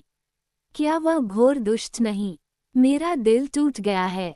जब भी सोचती हूँ कि मेरा आदमी किसी और ने छीन लिया, दिल दर्द से भर जाता है। सु वानछिन, मेरे लिए फैसला करो, क्या वह व्यक्ति बहुत ज्यादा नहीं कर रहा? मेंग हीरन, मरना चाहती हो क्या? मैं तो अपने आदमी की याद में मर रही हूँ, जिसे छीन लिया गया। मैं तुमसे न्याय मांग रही हूँ, तुम गुस्सा क्यों हो रही हो? क्या वह व्यक्ति तुम हो? लेकिन मैंने तो चू निंग का नाम नहीं लिया। कछुआ चुपचाप घूमकर चला गया। त्यानश्वान भी उसके साथ चुपचाप चली गई। सु वानछिन का चेहरा लाल हो गया, वह अब और सहन नहीं कर सकी। मेंग हीरन, मैं अपनी साधना दबा दूंगी। आओ, एक एक मुकाबला करते हैं। स्त्री ने खिन्न भाव से हाथ हिलाया, मैं तुम्हें हरा नहीं सकती। दाओ एक्सट्रीम की साधना करना ही मुश्किल है। उस व्यक्ति के वरिष्ठ की तरह नहीं, जिसने तीसरे क्षेत्र में एक ही झटके में तूपो कर लिया। मैं तो ईर्ष्या भी नहीं कर सकती, कहकर उसने 2 आंसू भी टपका दिए और भी नाराज दिखने लगी। तुम सहमत नहीं हो मिंग यिरन, तुम सच में। दूर से कछुआ ने भावुक होकर आह भरी, सु वानछिंग को इस हद तक पहुंचा देना, ये औरत सच में काफी खतरनाक है। तियानश्वान ने भी कहा, कोई और ऐसा कहने की हिम्मत नहीं करता या उन्हें सच्चाई पता नहीं, लेकिन मिंग यिरन जानती भी है और कहने की हिम्मत भी रखती है। जब करने का साहस है तो निभाने का भी होना चाहिए। इसका हमसे कोई लेना देना नहीं, चलो चुपचाप खिसक लेते हैं। जैसे ही सु वानछिंग गुस्से में कदम बढ़ाने वाली थी, उसे अचानक कुछ महसूस हुआ। वह तुरंत मुड़ी और चू निंग की उस अमर गुफा की ओर चली गई, जहां वह एकांतवास में था। मिंग यिरन चौंकी और उसने भी वही महसूस किया। वह जाग गया। आखिरकार उसने आंखें खोल ली। अध्याय 455, उकसावे से निपटने का तरीका बेशर्म होना। इमोर्टल केव स्वाभाविक रूप से तियानश्वान संप्रदाय में ही स्थित थी। चू निंग की मौजूदा हैसियत ऐसी थी कि तियानश्वान संप्रदाय में कोई भी उसे निशाना नहीं बना सकता था। वास्तव में ये जिंगश्वान ने स्वयं उसके लिए सेलेस्ट्रियल फिनोमेनन पैलेस के पास सबसे घने आध्यात्मिक की, स्पिरिचुअल की और भाग्य वाले क्षेत्र में व्यवस्था की थी। यहाँ तक कि बाहरी लोगों का प्रवेश भी रोक दिया गया था और यह इलाका पूरी तरह उन्हीं के लिए छोड़ दिया गया था। सु वानछिंग का चू निंग से संबंध सिर्फ एक रिश्ता नहीं था, यह उनकी साधना तक फैला हुआ था। ड्रैगन फीनिक्स हार्मनी के कारण वह चू निंग की अवस्था को साफ साफ महसूस कर सकती थी, इसलिए उसके होश में आते ही सबसे पहले वही उसे महसूस कर पाई। इमोर्टल केव का दरवाज़ा खोलते हुए उसने देखा कि चू निंग बिस्तर पर पड़ा है और सुस्ती में आंखें खोल रहा है। सु वानछिंग खुशी खुशी आगे बढ़ी, चू निंग का हाथ थाम लिया और बुदबुदाई, निंग तुम आखिरकार जाग गए। बगल में खड़ी मिंग यिरन का भाव कुछ अजीब था। क्या बात है, अब दिखावा भी नहीं कर रही। यह मत कहना कि यह गुरु का शिष्य के प्रति स्नेह है। फिर उसका हाथ क्यों पकड़े हो? क्या तुम्हें नहीं पता कि पुरुष स्त्री में अंतर होता है? रिश्ता हो तब भी ऐसा नहीं करते। चू निंग ने मिंग यिरन की मौजूदगी देखी, लेकिन कोई खास प्रतिक्रिया नहीं दी। काफी देर बाद ही बोला, ये जगह कहाँ है? तियानश्वान संप्रदाय। बाद में क्या हुआ? मुझे कुछ याद नहीं आ रहा। मुझे भी नहीं पता, बस इतना जानती हूँ कि फैंग मिंग तुम्हें यहाँ लेकर आया। चू निंग ने थोड़ा सोचा, पर समझ नहीं आया तो छोड़ दिया। वह शांति से लेटा रहा, सु वानछिंग के नर्म, बिना हड्डियों जैसे हाथ का स्पर्श महसूस करता हुआ, जो काफी सुखद था। मगर सच कहे तो अगर मिंग यिरन वहाँ न होती तो उसे इससे कहीं ज्यादा अच्छा लगता, और जो महसूस होता वह सिर्फ हाथ तक सीमित न रहता। हालांकि वह अभी अभी गंभीर हालत से उबरा था, इसलिए इन बातों पर ध्यान नहीं दिया। वैसे भी ये ठीक ठीक गंभीर बीमारी से उबरने जैसा लग नहीं रहा था। क्या वह ड्रैगन लॉर्ड सचमुच मर गया? पिछली बार भी उसे लगा था कि ड्रैगन लॉर्ड चला गया है, लेकिन फिर अचानक वह फिर प्रकट हो गया था। तो इस बार सृजन की शक्ति देने के बाद क्या वह पूरी तरह समाप्त हो गया? उसे ड्रैगन लॉर्ड की बातें याद आईं और वे काफी तर्कसंगत लगीं। उसकी अपनी कड़ी शक्ति ज्यादा नहीं थी, सृजन की उस शक्ति पर निर्भर रहकर वह आगे बढ़ सकता था और खुद को बचा सकता था। और जब तक उसकी साधना सच में उन्नत नहीं होती, वह सृजन की शक्ति ही थी जिसकी उसे जरूरत थी। ये वैसा ही था जैसे मुट्ठी में हथियार या देह पर तलवार एक बाहरी साधन। लेकिन चू निंग इतना ढोंगी नहीं था। अगर कोई देता है तो वह जरूर लेगा। कौन नहीं चाहेगा? भले ही वह अपना दांव स्वयं चले, वह पहले इसे जरूर लेगा और इस्तेमाल करेगा। वह इतना मूर्ख नहीं कि यह कहे कि मुझे किसी पर निर्भर होने की जरूरत नहीं, क्योंकि सच में सिर्फ खुद पर निर्भर रहकर वह बच नहीं पाएगा। अब अभिनय हो चुका था और चीज मिल भी चुकी थी। चू निंग बेहद संतुष्ट था। उसने सु वानछिंग का हाथ छोड़ा और दोनों बाहें फैला दी। ये देख सु वानछिंग ठिठक गई। आमतौर पर वह हिचकती नहीं। क्या ये बस गले लगाने का इशारा नहीं है? मगर मेंग यिरान अभी भी यहाँ है, क्या तुम्हें डर नहीं लगता? फिर भी चूनिंग मेंग यिरान की मौजूदगी से अनजान नहीं हो सकता। वह जानता ही होगा, फिर भी ऐसा क्यों कर रहा है? शायद उसे पता है कि मेंग यिरान पहले से सब जानती है, इसलिए अब वह दिखावा करने वाला नहीं है। लेकिन मेंग यिरान की पिछली बातों को सोचकर सू वानछिंग सिहर उठी। वह मेंग यिरान से इस तरह की आलोचना सहन नहीं कर सकती थी, जबकि उसने अभी कुछ किया भी नहीं था।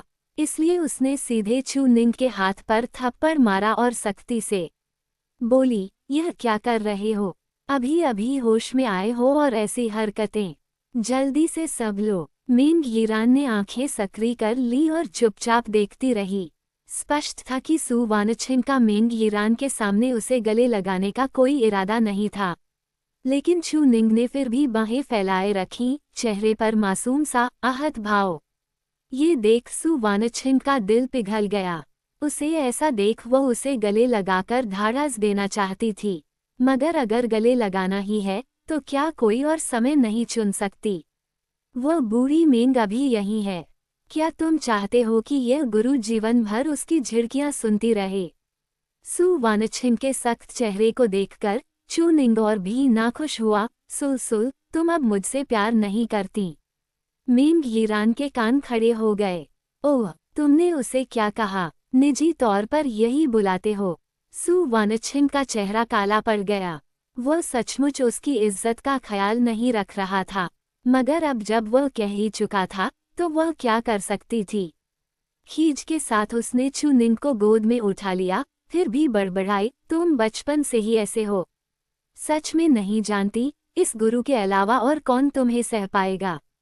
चू निंग संतुष्ट दिखा। बगल में मेंग यिरान हंसी, अगर तुम उसे बाहर छोड़ दो तो मैं गारंटी देती हूँ बहुत लोग ऐसे इंसान को सहने को तैयार होंगे। अगर नहीं तो मैं भी कर सकती हूँ। सू वानछिन ने ठंडी हंसी हंसते हुए उसकी ओर देखा, तुम सपने देखो। मेंग यिरान। अचानक उसका ज्यादा बोलने का मन नहीं रहा।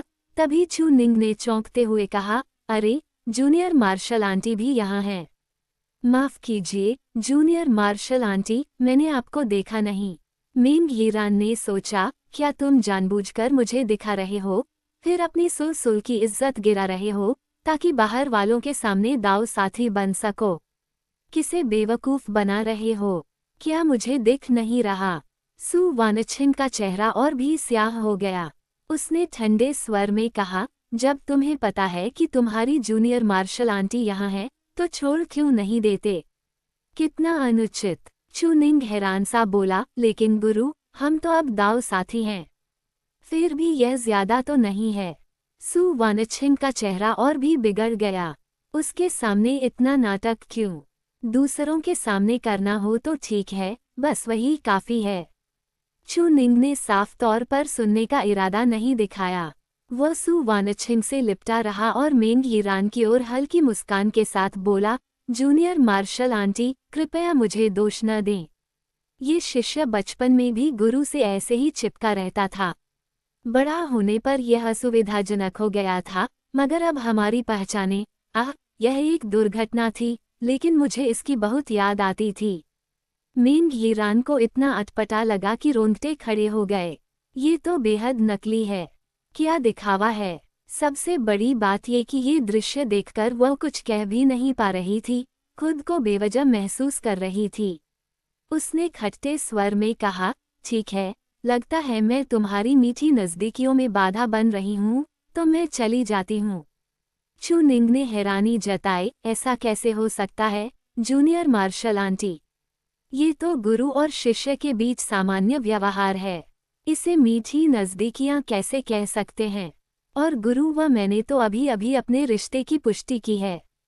हम अभी उस स्तर तक पहुँचे ही नहीं।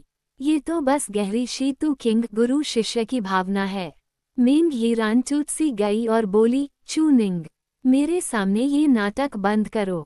मुझे पता है कि वह तुम्हारे छोटे कपड़े धोती है, और कौन जाने उस समय उन छोटे कपड़ों का क्या हाल रहा होगा। अब मेरे सामने यह अभिनय करना ठीक है। चू निंग ने मासूमियत से कहा, मुझे समझ नहीं आ रहा कि जूनियर मार्शल आंटी क्या कह रही हैं। और वैसे भी गुरु का इस शिष्य के छोटे कपड़े धोना, इसमें गलत क्या है? जूनियर मार्शल आंटी का ज्यादा सोचना शायद बुरी नीयत की वजह से है। मिंग यीरान ने ठंडी हंसी हंसी, मेरी नीयत बुरी है या तुम्हारा रिश्ता गलत, ये कहने की जरूरत नहीं। मैं फिर कहती हूँ, मेरे सामने नाटक बंद करो। मुझे तुम्हारा रिश्ता बहुत अच्छी तरह पता है। तो फिर गुरु और मेरे बीच का रिश्ता क्या है, जूनियर मार्शल आंटी? चू निंग ने पूछा। मिंग यीरान तुरंत अटक गई। पहले वह जरूर कह सकती थी कि दोनों का रिश्ता अनुचित है, मगर अब जब वह अनुचित रिश्ता सार्वजनिक हो चुका था तो वह इसे तर्क के तौर पर इस्तेमाल नहीं कर सकती थी। सबसे बड़ी बात ये थी कि चू निंग बेशर्म था और अभिनय कर रहा था। सबसे डरावने लोग कौन होते हैं? वही जिन्हें इज्जत की परवाह ही नहीं होती। जब किसी को शर्म ही न हो तो नैतिक रूप से उसकी निंदा कैसे करोगे? जो मिंग यीरान पहले दोनों को उकसाने आई थी, वह पूरी तरह पराजित महसूस करते हुए गुस्से में चली गई। जाते जाते उसने चू निंग को दरवाज़ा बंद करने की बात कहते भी सुना। जब सिर्फ दोनों रह गए, चू निंग हंसा और सू वानछिंग की ओर देखते हुए बोला, देखा गुरु, जूनियर मार्शल आंटी से निपटने का यही तरीका है, वरना वह आपको यूं ही दबाती रहती। सू वानछिंग चौंकी, तुम्हें कैसे पता चला कि वो हमें उकसाने आई थी? चू निंग ने आह भरी, इसमें अनुमान की क्या जरूरत है? तुम दोनों जब साथ होती हो तो और क्या करती हो, और तुम तो पलटकर जवाब भी नहीं दे पाती। सीनियर मिंग जानती हैं पर कुछ नहीं कहती। जूनियर मार्शल आंटी जैसे ही जानती हैं आकर शिकायत शुरू कर देती हैं। सू वानछिंग ने आंखें सकरी की, होठों पर मुस्कान खेल गई। ओह, ये तो पहले ही बता देना चाहिए था। अगर मुझे पता होता तो मैं भी यही करती। उसका मूड काफी अच्छा हो गया। उसने सीधे चू निंग का सिर दबाया और मुस्कराकर बोली, अच्छे शिष्य, आज तुम्हारी माँ का मूड अच्छा है। मैं तुम्हें कुछ खिलाऊंगी। आह नहीं, रुको, मैंने तो सोचा नहीं। मम अध्याय 456। दुनिया तुम्हारा इंतजार बहुत समय से कर रही थी। इसके बाद का दृश्य कुछ हद तक अशालीन हो गया। जो परोसा गया था उसे उन्होंने ठीक से कुछ और भी नहीं खाए थे कि माहौल बदलने लगा। असल में खाना हो या न हो, चू निंग के लिए वह ज्यादा एक मानसिक सहारा था। साफ कहे तो वह कुछ खास स्वाद महसूस ही नहीं कर पा रहा था, लेकिन ऐसा लगता था कि जब वह ऐसा करता है तो औरतों पर शारीरिक और मानसिक दोनों स्तरों पर काफी गहरा असर पड़ता है। इसी वजह से माहौल बदलने लगा। चू निंग को तो यहाँ तक लगा कि सू वानछिंग उसे खाना खिला ही नहीं रही थी, बल्कि मानो खुद को ही खिला रही हो। जैसे जैसे उनके रिश्ते ने आगे कदम बढ़ाया, उसके व्यवहार में भी बेबाकी आ गई थी। चू निंग थोड़ा उलझन में था, लेकिन सच कहें तो उसे इस तरह खिलाया जाना बेहद पसंद आ रहा था। चू निंग को खिलाने के बाद सू वानछिंग उसकी बाहों में सिमट गई। उसकी उंगलियां चू निंग की छाती पर गोल गोल घूमती रहीं, जैसे उसे कभी थकान ही न होती हो। और इस पल चू निंग बस चुपचाप एक सिगरेट जलाना चाहता था। मन पूरी तरह संतुष्ट था। मैं 3 दिन तक सोया रहा। हाँ, तुम्हारे आरोहण के बाद फेग मिंग तुम्हें वापस ले आई थी, लेकिन जब तुम्हें नेदरवर्ल्ड में खींच लिया गया था, उसके बाद का दृश्य किसी ने नहीं देखा।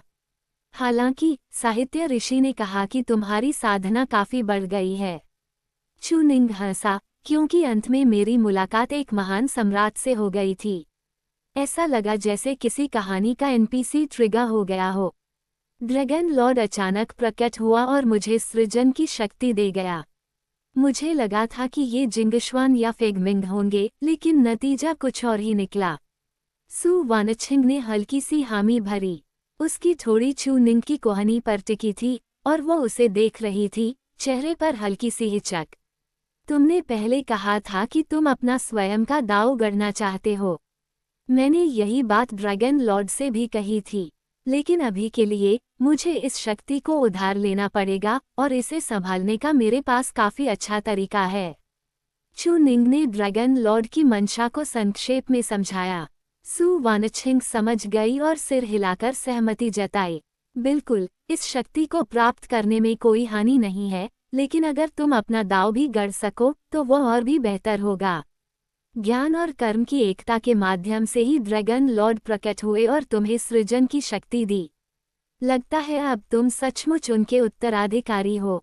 अगर मैं नहीं, तो और कौन? सु वानछिंग मुस्कुराए। यह जरूरी नहीं, लेकिन कुल मिलाकर ड्रैगन लॉर्ड को तुम्हारा वरिष्ठ माना जा सकता है।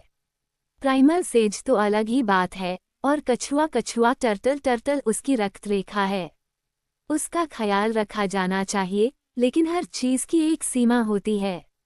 चू निंग समझ गया कि सु वानछिंग उसे ज्यादा करीब न जाने की चेतावनी दे रही है, लेकिन वह अपनी सीमाओं को जानता था। उसने हाथ बढ़ाकर सु वानछिंग की कमर को बाहों में समेट लिया और उसके नर्म भरे हुए कमर को प्यार से मसलने लगा। आखिरकार औरत के लिए थोड़ा मांस अच्छा ही होता है, वास्तविक लगता है। सु वानछिंग भी उतनी ही सहयोगी थी। उसने खुद ही अपनी मुद्रा बदली ताकि चू निंग और आराम से मसल सके, यहाँ तक कि दूसरे हाथ के लिए भी जगह बना दी। चू निंग ने यह मौका बिल्कुल नहीं छोड़ा, लेकिन मसलते मसलते चू निंग हंस पड़ा और न जाने क्यों मुंह से निकल गया, गुरुदेव, हमारे बीच का रिश्ता ऐसा कैसे हो गया? ये सुनते ही सु वानछिंग तुरंत उठ खड़ी हुई। उसने उसे छूने नहीं दिया, कपड़े बदल लिए और ठंडी नजर से उसकी ओर देखने लगी, मानो कह रही हो तुम्हें यही रिश्ता चाहिए। अगर मैं किरदार तोड़ दूं, तो क्या मैं नहीं रहूंगी? क्या मुझे तुम्हें ठंडा बर्ताव दिखाना पड़ेगा, तभी तुम्हें संतोष मिलेगा? चू निंग ने उसकी ओर देखते हुए कहा, गुरुदेव, क्या आप अपना पैर मेरी छाती पर रख सकती हैं? सु वानछिंग ने ठहाका लगाया, तो अगर मैं छोटी स्कर्ट और मोजे पहनकर तुम्हारे चेहरे पर पैर रख दूं, तो तुम और भी खुश हो जाओगे। चू निंग की आंखें चमक उठीं। उसने जोर जोर से सिर हिलाया। ये तो शानदार विचार है। सु वानछिंग ने उसे पूरी तरह नजरअंदाज किया और मुंह फेर लिया। स्पष्ट था कि वह चू निंग की इस अजीब आदत को पूरा करने का कोई इरादा नहीं रखती थी। आखिरकार अगर वह उसकी हर मांग मान लेती, तो उसका चरित्र ही बिगड़ जाता। उसे चू निंग को थोड़ा कष्ट देना ही होगा, तभी वह एहसास बना रहेगा जिसे वह चाहता है। कभी कभार उसे डांटना भी जरूरी था। आखिर सामान्य दाव साथी का रिश्ता ऐसा कहाँ होता है? क्या सब कुछ मीठे प्रेम से भरा नहीं होता? लेकिन फिर उसने सोचा, बहुत ज्यादा मीठापन भी उबाऊ हो जाता है। या तो वही सब, या फिर कोई बातचीत ही नहीं। ज्यादा होने पर वे भाई बहन जैसे लगने लगते हैं। शायद कुछ मर्यादा बनाए रखना ही रिश्ते को लंबे समय तक टिकाए रखता है। औरत का मन बड़ा नाजुक होता है।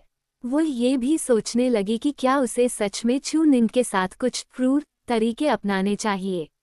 लेकिन हम लोग ऐसा पसंद नहीं करते, जब तक वे बेहद विकृत न हो, और उसका शिष्य ऐसा बिल्कुल नहीं था। ये सब सोचकर वह परेशान हो गई। बिस्तर पर बेफिक्र पड़े चू निंग को देखकर सु वानछिंग ने बेबसी से आह भरी। तुम 3 दिन सो चुके हो, अब उठने का समय है। वह सब हो चुका, तुम्हें खिला भी दिया गया। अब बहुत से लोग तुमसे मिलना चाहते हैं। इस दुनिया के मामलों में आखिरकार तुम्हें खुद सामने आना होगा। ये सुनकर चू निंग ने सिर हिलाया और कपड़े पहनने लगा, लेकिन वह थोड़ा उलझन में था। लेकिन यह मामला तो काफी तात्कालिक है न? मैंने पहले ही सभी पक्षों से संपर्क कर लिया है। साहित्य ऋषि ग्रेट डोमेन के बाहर से संदेश पहुंचा सकते हैं। लुओ मियाओ अपनी दिव्य देह के साथ इस दुनिया में महान सम्राटों को चुनौती दे सकती है। अलग अलग शक्तियों की भी व्यवस्था हो चुकी है। वे आपस में चर्चा कर सकते हैं। गुरुदेव, क्या आप मेरी ओर से प्रतिनिधित्व नहीं कर सकती? सु वानछिंग ने चू निंग के माथे पर हल्के से ठकठकाया। ऐसे मामले में मैं तुम्हारी जगह कैसे जा सकती हूँ? तुम्हें खुद जाना होगा। दुनिया तुम्हारा बहुत समय से इंतजार कर रही है। बस इस एक वाक्य के साथ ही चू निंग ने और सवाल पूछना बंद कर दिया। वो इन शब्दों का भार समझ गया और अपनी वर्तमान अहमियत भी। वह अब वह छोटा सा शिष्य नहीं रहा था जो अपने गुरु के पीछे पीछे चलता था। अब वो इस दुनिया की दिशा तय करने वाला असली निर्णय करता था, यहाँ तक कि ग्रेट डोमेन और आकाशों के भविष्य का भी। चू निंग कपड़े पहनता रहा, तभी उसने देखा कि सु वानछिंग आगे बढ़कर उसकी सहायता करने लगी। उसकी झुकी हुई आंखों में अपने शिष्य के प्रति प्रशंसा और मानसिक श्रद्धा झलक रही थी, जो मानो छलकने को तैयार हो। इससे चुनिंग का दिल गर्व से भर गया। ये पहला मौका था जब उसने सु वानछिन को ऐसे देखा था। हल्की मुस्कान के साथ उसने आत्मविश्वास से सु वानछिन की थोड़ी उठाई। पहले के उसके स्वभाव के अनुसार शायद उसे थप्पड़ पड़ जाता, क्योंकि आमतौर पर वही उसे थोड़ी से पकड़ती थी। लेकिन इस बार सु वानछिन का चेहरा तुरंत लाल हो गया। उसने होंठ काट लिए। ये भाव आमतौर पर एक और राउंड की इच्छा दर्शाता था। साफ था कि चुनिंग का आकर्षण उस पर असर कर चुका था। वो हमेशा सोचती थी कि वह ताकत से आकर्षित नहीं होती, क्योंकि वह खुद ही काफी शक्तिशाली थी। लेकिन अब वह अपने शिष्य की अनोखी शक्ति की ओर खींचने लगी थी। तुम्हारे पास असल में अभी भी काफी समय है। चुनिंग हंसा, फिर उसका हाथ छोड़ दिया और मुड़कर बाहर जाने लगा। अभी तुमने मुझे पैर से दबाने से मना कर दिया था। अब चाहती हो तो देर हो गई, मुझे बाहर जाकर थोड़ी ताज़ी हवा लेनी है। सु वानछिन ने खींची हुई नज़र से उसे देखा। ऐसा आभामंडल औरतों के लिए जहर जैसा होता है। अपने शिष्य के बारे में उसकी धारणा बदल रही थी। वो उसे हर रूप में पसंद करने लगी थी। तो फिर दूसरी औरतों को वह और भी ज्यादा पसंद आएगा। आखिर उनके सामने तो वो हमेशा ऐसा ही आभा बिखेरता रहा है। उसे फिर से दूसरी औरतों पर नजर रखनी होगी। ये सचमुच सिरदर्द था। यह मामला केवल चुनिंग की इच्छा से तय नहीं हो सकता था। सिर्फ इसलिए कि चुनिंग को मेंग यिरान पसंद नहीं, क्या मेंग तोंगतियान उसके लिए विवाह तय करना बंद कर देगा? उसे ही आगे बढ़कर यह सब संभालना होगा, उन लोमड़ियों को दूर भगाना होगा, बहुत दूर। और इस मामले में चुनिंग के पास अपना आत्मविश्वास था। भारी बर्फ फिर से गिरने लगी, आकाश ढक गया। जैसे ही चुनिंग ने दरवाजा खोला, दुनिया का भाग्य उसकी ओर उमड़ पड़ा। बिना कुछ कहे ही कई लोगों ने महसूस कर लिया कि चुनिंग उठ चुका है। सबसे पहले साहित्य ऋषि पहुंचे, जिनकी आंखों में खुली प्रशंसा थी। फिर मेंग तोंगतियान आए, जो उस दिन साहित्य ऋषि के साथ कृत्रिम दिव्य घटनाओं को व्यापार में इस्तेमाल करने की संभावना पर चर्चा कर रहे थे। उसके बाद लुओ मियाओ, ये जिंगिश्वान और अन्य लोग एक एक कर आ पहुंचे। ये सचमुच सु वानछिन के शब्दों की पुष्टि थी। दुनिया तुम्हारा बहुत समय से इंतजार कर रही थी। चूंकि तुम जाग चुके हो, तो देर करने की कोई जरूरत नहीं। ये जिंगिश्वान ने सु वानछिन की ओर एक नज़र डाली और तुरंत उसकी आंखों में बसी वसंत सी चमक देख ली। उसे अंदाजा लगाने की जरूरत नहीं थी कि गुरु और शिष्य ने अभी क्या किया था, लेकिन उसने उस पर ध्यान नहीं दिया।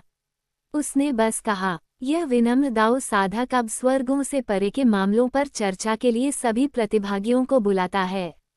अध्याय 458, बदला नहीं जा सकता। मेरी जानकारी के अनुसार मुख्य सभा भवन के ऊपर वह व्यक्ति, जिस पर दोनों संसारों के सबसे शक्तिशाली लोग दृष्टि गड़ाए हुए थे, धीरे धीरे बोलने लगा। यद्यपि वह व्यक्ति युवा था, लेकिन उसकी पहचान विशेष थी, और इस क्षण बोलने वालों में वह सबसे अधिक प्रभावशाली लोगों में से एक था। महान क्षेत्र के दैत्य संप्रदाय ग्रेट डोमेन डेमन सेक्ट के भीतर विभिन्न शक्तियां यहां तैनात थीं। शुवाना युवान दाओ वंश का प्रतिनिधित्व करने वाला महान बुजुर्ग शांत भाव से बैठा था, लेकिन उसके और थोड़ी दूरी पर बैठे दीर्घायु दाओ वंश लॉन्गेविटी दाओ लाइनेज के लोगों के बीच स्पष्ट दरार थी।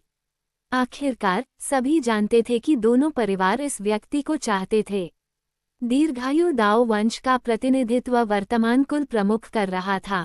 लिंग तियान और लिंग शी, भाई बहन, बगल में बैठे थे और शांत व संयत दिखाई दे रहे थे।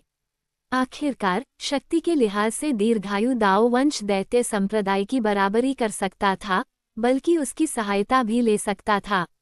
परम ऋषि गुरु सुप्रीम सेज मास्टर ने अपने हाथ आस्तीनों में छिपाए रखे थे। वो किसी और को नहीं देख रहे थे, बल्कि चिंतित दृष्टि से साहित्य के ऋषि सेज ऑफ लिटरेचर को निहार रहे थे। इन दोनों संसारों में इस समय केवल चुनिंग ही बोल रहा था। यह क्षेत्र दैत्य जाति के महान सम्राट ड्रैगन लॉर्ड की विरासत है। दैत्य जाति के महान सम्राट के वर्तमान उत्तराधिकारी के रूप में मैं स्वाभाविक रूप से महान सम्राट की इच्छा का पालन करूंगा और यहाँ अधीन बनकर नहीं रहूंगा। मैं ये भी समझता हूँ कि इस आदिम निषिद्ध क्षेत्र प्राइमोर्डियल फॉरबिडन जोन से बाहर निकलना आसान नहीं है। ये 5 अंधकार निषिद्ध क्षेत्रों में सबसे बड़ा है, एक ऐसा संसार जिसकी रक्षा स्वयं एक महान सम्राट करता है। ये कहते हुए चूनिंग ने परिस्थिति का विश्लेषण करना शुरू किया।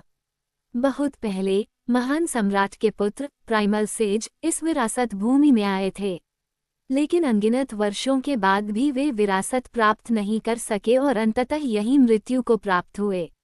ये भाग्य था। मुझे नहीं पता कि प्राइमल सेज क्यों मरे, लेकिन वे निस्संदेह ड्रैगन लॉर्ड के चुने हुए उत्तराधिकारी थे और उन्होंने पहले ही महान सम्राट की विरासत प्राप्त कर ली थी।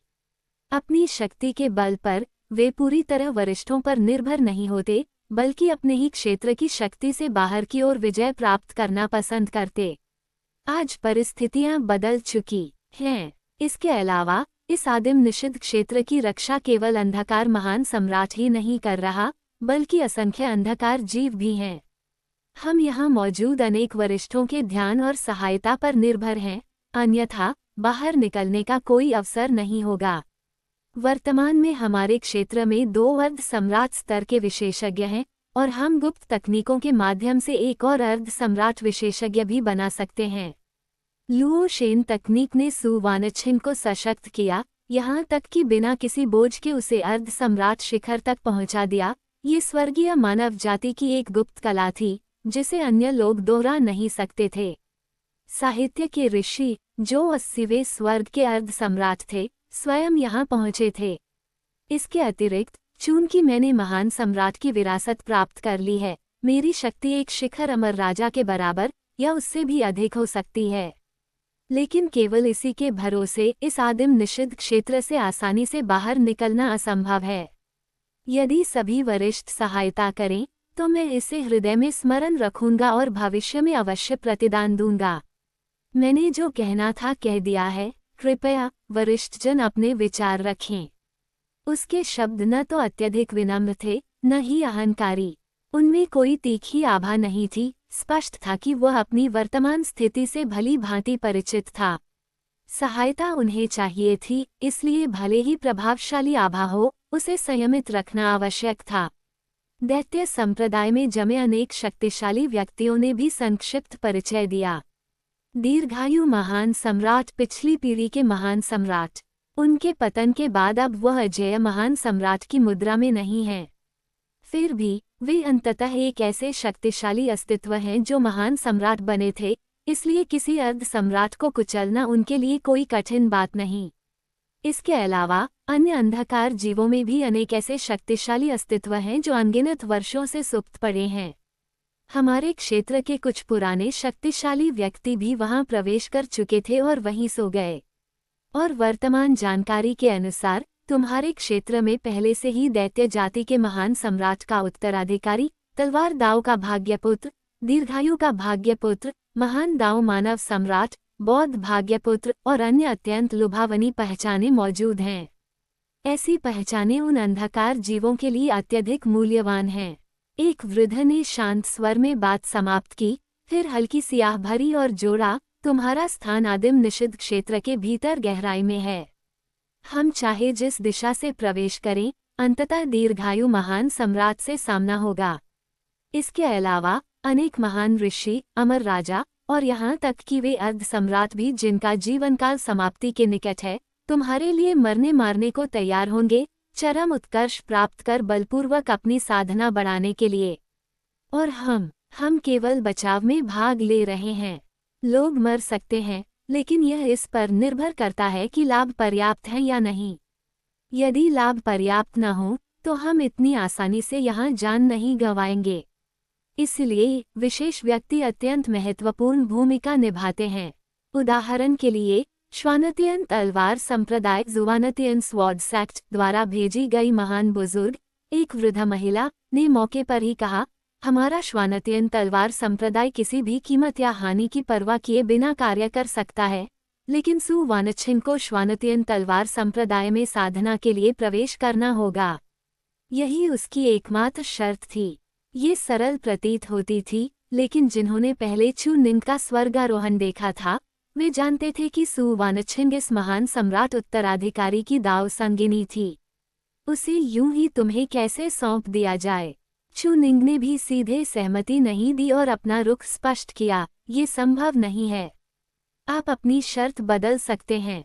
और श्वानतियन तलवार संप्रदाय के विषय में महान क्षेत्र दैत्य संप्रदाय को आगे आना होगा, क्योंकि दैत्य संप्रदाय नहीं चाहता था कि सु वानछिंग श्वानतियन तलवार संप्रदाय में जाए। दैत्य संप्रदाय के पूर्व संप्रदाय नेता चू छिंगछियु पहले ही यह स्पष्ट कर चुके थे। दूसरी ओर दीर्घायु दाओ वंश चू निंग के लिए प्रतिस्पर्धा कर रहा था। महान सम्राट का उत्तराधिकारी, दीर्घायु का भाग्यपुत्र शुवानायुवान दाओ वंश भी महान दाओ मानव सम्राट के लिए प्रतिस्पर्धा कर रहा था। बौद्ध धर्म जिस बौद्ध पुत्र को चाहता था, वह स्वाभाविक रूप से अत्यंत महत्वपूर्ण था, और कन्फ्यूशियसवाद रूवाद बहुत विशेष था, क्योंकि यहाँ के कन्फ्यूशियसवादी भले ही उत्कृष्ट प्रतिभा और उज्ज्वल भविष्य रखते हों, लेकिन भाग्यपुत्र के बिना वे पर्याप्त रूप से महत्वपूर्ण नहीं थे। इसलिए साहित्य के ऋषि स्वयं आए, कन्फ्यूशियसवाद को कार्य करने के लिए बाध्य करते हुए। अन्यथा यदि वे यहीं मर जाते तो देखना ये होता कि परम ऋषि गुरु को कितना दुख होता। सही परिणाम के लिए गलत तरीकों का प्रयोग, ये वास्तव में ज्ञान और कर्म की एकता का अभ्यास था। चू निंग ने इस व्यक्ति की व्यापक विद्वत्ता देखी थी और वह इसे व्यवहार में भी उतार चुका था। और इसी क्षण एक तथ्य अत्यंत स्पष्ट हो गया। इन लोगों के लिए प्रतिस्पर्धा करते हुए सभी मरने को तैयार थे, क्योंकि लाभ पर्याप्त थे और वे इसके लिए इच्छुक थे। यहाँ तक कि उन शक्तियों के लोगों ने स्वेच्छा से मृत्यु दस्ते भी संगठित किए, जिन्हें हर शक्ति पालती है। संप्रदाय की प्रतिष्ठा और भविष्य के लिए वे स्वाभाविक रूप से संघर्ष करेंगे। लेकिन यदि बहुत अधिक लोग मर गए तो भले ही अंततः सफलता मिल जाए, पीड़ा अत्यंत होगी। आखिरकार संसार की वस्तुएं कभी भी पूरी तरह सामान्यीकृत नहीं की जा सकती। ऐसा नहीं कि कुछ मिलते ही हानियों की अनदेखी की जा सके। चांगशेंग परिवार के कुल प्रमुख ने यह बात अत्यंत कुशलता से कही। इसलिए सभी को एक योजना पर चर्चा करनी थी, सबसे उपयुक्त मार्ग। चू निंग ने शीघ्र ही एक समाधान प्रस्तुत किया। इस समाधान पर वह अनगिनत बार विचार कर चुका था और अब समय था सबकी राय देखने का। आदिम निषिद्ध क्षेत्र में विभिन्न शक्तियों के अंधकार जीव स्वाभाविक रूप से हमें पकड़ने का प्रयास करेंगे, इसलिए हम ही चारा बनेंगे। सभी शक्तियां एक ही मोर्चे पर केंद्रित होकर अंधकार निषिद्ध क्षेत्र में प्रवेश करेंगी और कार्रवाई आदिम क्षेत्र को झाड़ू की तरह साफ करने की होगी। जब वे आकर्षित होंगे तो हम सीधे टकराव झेलेंगे। सभी वरिष्ठ निषिद्ध क्षेत्र के भीतर एकजुट होकर क्षेत्रों पर नियंत्रण प्राप्त कर सकते हैं और उन्हें आने के लिए विवश कर सकते हैं। अंततः भले ही वे सफल हो जाएं, सभी वरिष्ठों को फिर भी लाभ होगा, क्योंकि इसमें अंधकार निषिद्ध क्षेत्र के जीव और क्षेत्र शामिल हैं, जिनसे पर्याप्त लाभ प्राप्त किया जा सकता है। यह आपके लिए सबसे सुरक्षित तरीका है। साहित्य के ऋषि ने भौहें चढ़ा ली। दूसरी ओर पहले ही कह दिया गया था कि वे मरने को तैयार हैं। तुम बस उन्हें थोड़ा और मरने दे रहे हो। वे सब स्वार्थ के लिए कार्य कर रहे हैं, जनहित के लिए नहीं। लाभ उनके लिए कोई मायने नहीं रखते। यदि तुम चारे के रूप में मर गए तो क्या वे अब भी प्रवेश कर पाएंगे? या फिर तुम इस पर दांव लगा रहे हो कि हम टिके रहेंगे या तुम पहले छिप जाओगे? दोनों पक्षों को तो एक ही अंतिम बिंदु की ओर बढ़ना चाहिए, है न? लेकिन साहित्य के ऋषि ने ये भी स्पष्ट रूप से समझ लिया कि कुछ चीजें बदली नहीं जा सकती।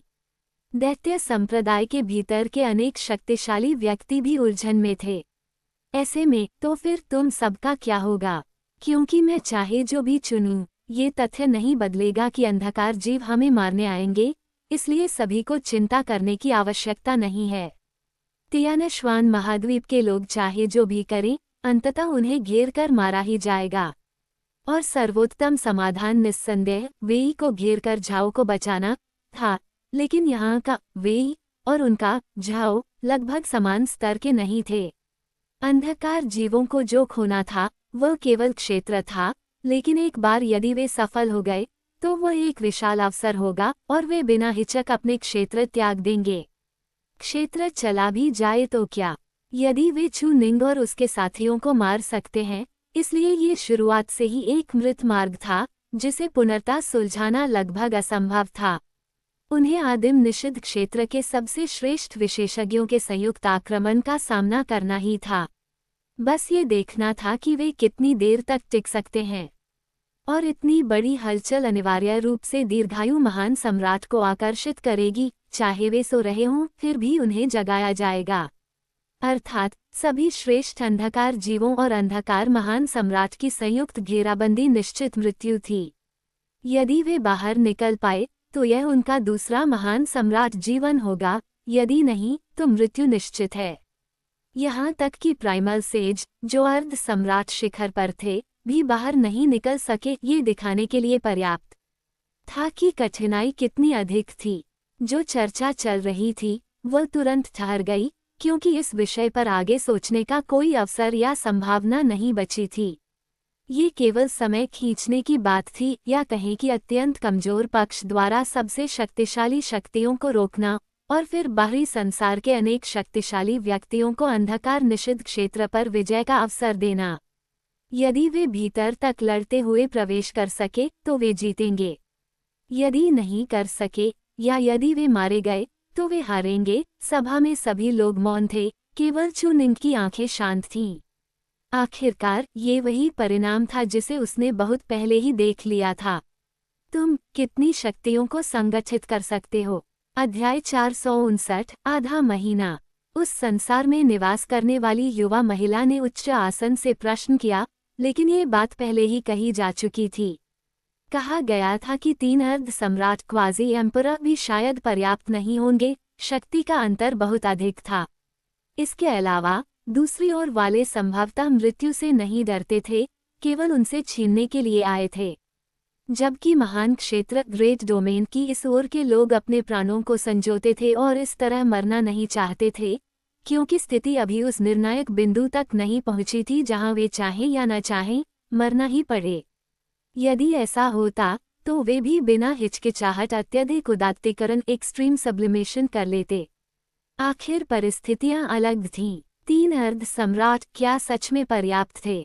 लेकिन चून की बातचीत यहाँ तक आ चुकी थी। चू निंग ने भी सीधे कहा, मैं एक परम सम्राट अस्त्र एक्सट्रीम एम्परर वेपन का उपयोग कर सकता हूँ और हमारे अर्ध सम्राटों के साथ मिलकर युद्ध कर सकता हूँ, जिससे मैं अपनी पूरी शक्ति का प्रदर्शन कर सकूं।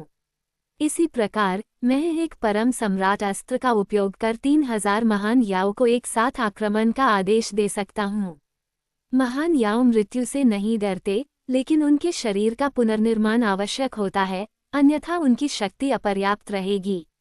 यदि महान याओ के पुनर्निर्माण के लिए पर्याप्त संसाधन न हो तो ये सरल है, बाहर की अंधकार में शक्ति का उपयोग करके उन्हें पुनः गढ़ दिया जाए।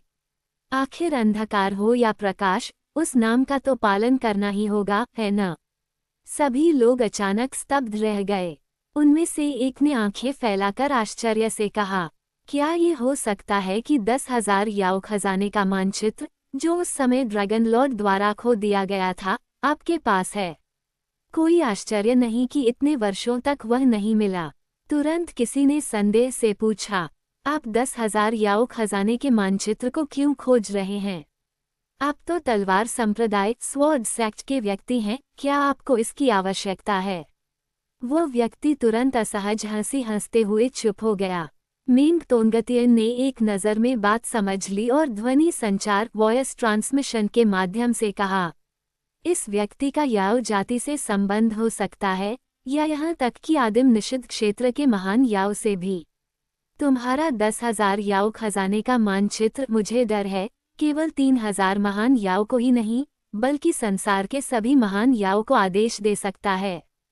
चू निंग ने ध्वनि संचार नहीं किया, बल्कि केवल मुस्कुराकर कहा, मैं आप सभी से अनुरोध करता हूं कि जब आप डार्क फॉरबिडन जोन पर चढ़ाई करें तो वहां के महान याओ से कह दें, जो मेरी निष्ठा स्वीकार करने को तैयार होंगे, उन्हें नहीं मारा जाएगा।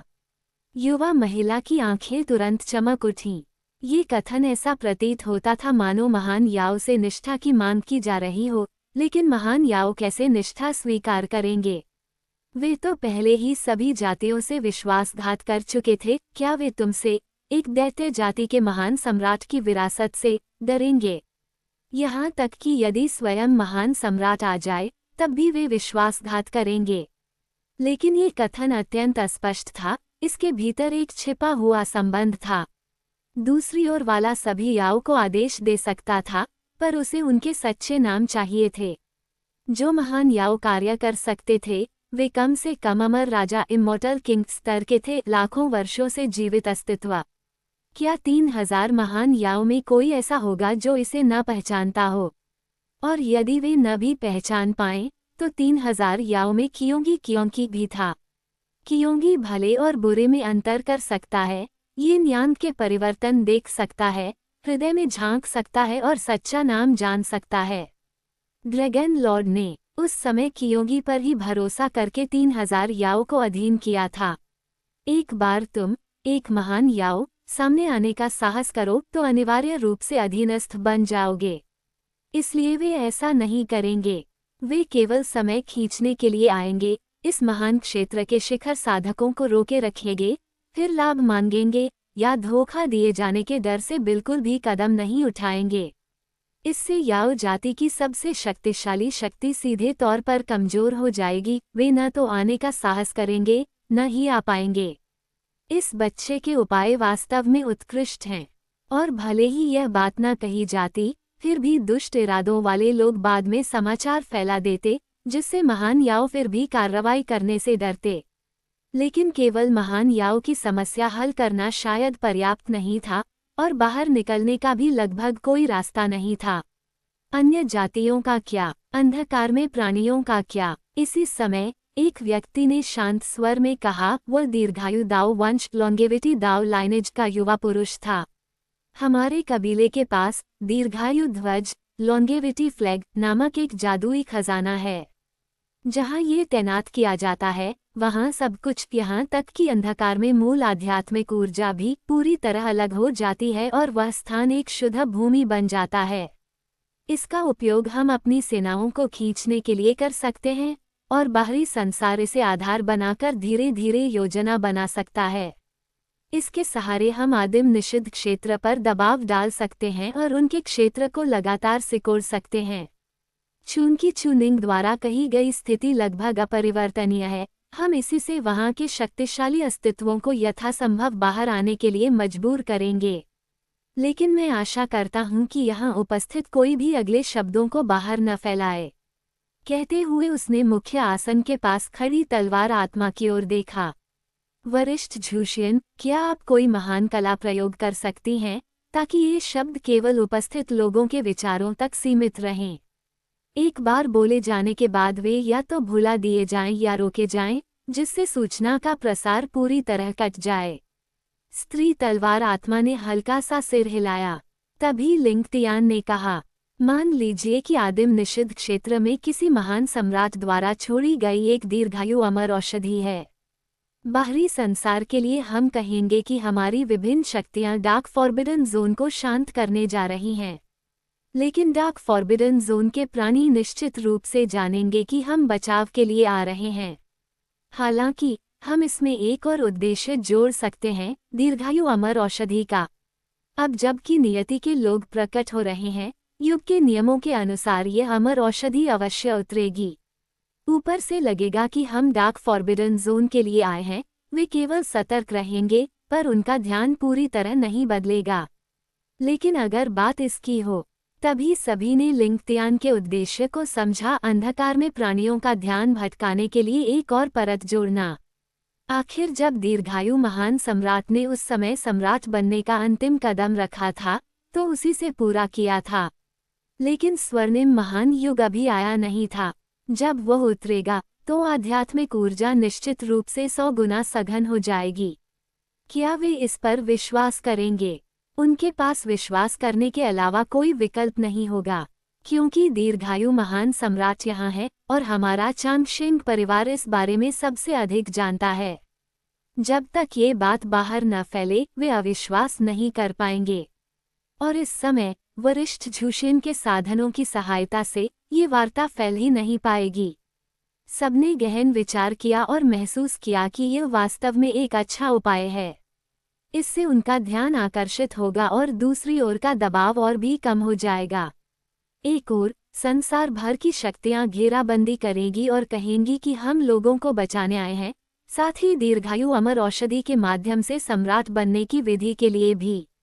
दूसरी ओर इससे वहां का दबाव काफी घट जाएगा। लेकिन दबाव कितना भी घटे, कितने अंधकार में प्राणी भेजे जाएंगे, यह अभी भी रहस्य ही है। यदि चूनिंग और अन्य लोग अगरबत्ती के एक डंडे के जलने जितना भी समय न टिका सके तो सब समाप्त। यदि हम आपको जादुई खजानों से सहायता दे पाते तो निस्संदेह ये सर्वोत्तम होता, लेकिन यह संभव नहीं। साहित्यिक ऋषि सेज ऑफ लिटरेचर कन्फ्यूशियस परंपरा की जन्मजात विधियों पर निर्भर होकर आपके संसार में अवतरित हो सके थे, पर जादुई खजाने वास्तव में यहाँ नहीं लाए जा सकते और अन्य सहायता भी अत्यंत कठिन है। चूनिंग मुस्कुराया और सिर हिलाया। कोई आवश्यकता नहीं, आप सभी से इस प्रकार की सहायता मिलना ही पर्याप्त है। हम भरसक प्रयास करेंगे पर्याप्त समय तक टिके रहने का, और यदि संभव हुआ तो आगे बढ़ने का भी। यदि संभव हो तो मैं शीघ्र ही तियानशुवान महाद्वीप के ऊपर दीर्घायु ध्वज की ज्योति देखना चाहूंगा। लिंग तियान हंसा और हाथ जोड़कर बोला, यदि ऐसा है तो हमारी ओर से मैं महान सम्राट की विरासत से एक निश्चित समय पूछना चाहूंगा। दोनों पक्ष विशेष रूप से कब कार्रवाई करेंगे? हमें तैयारी और समझ की आवश्यकता है।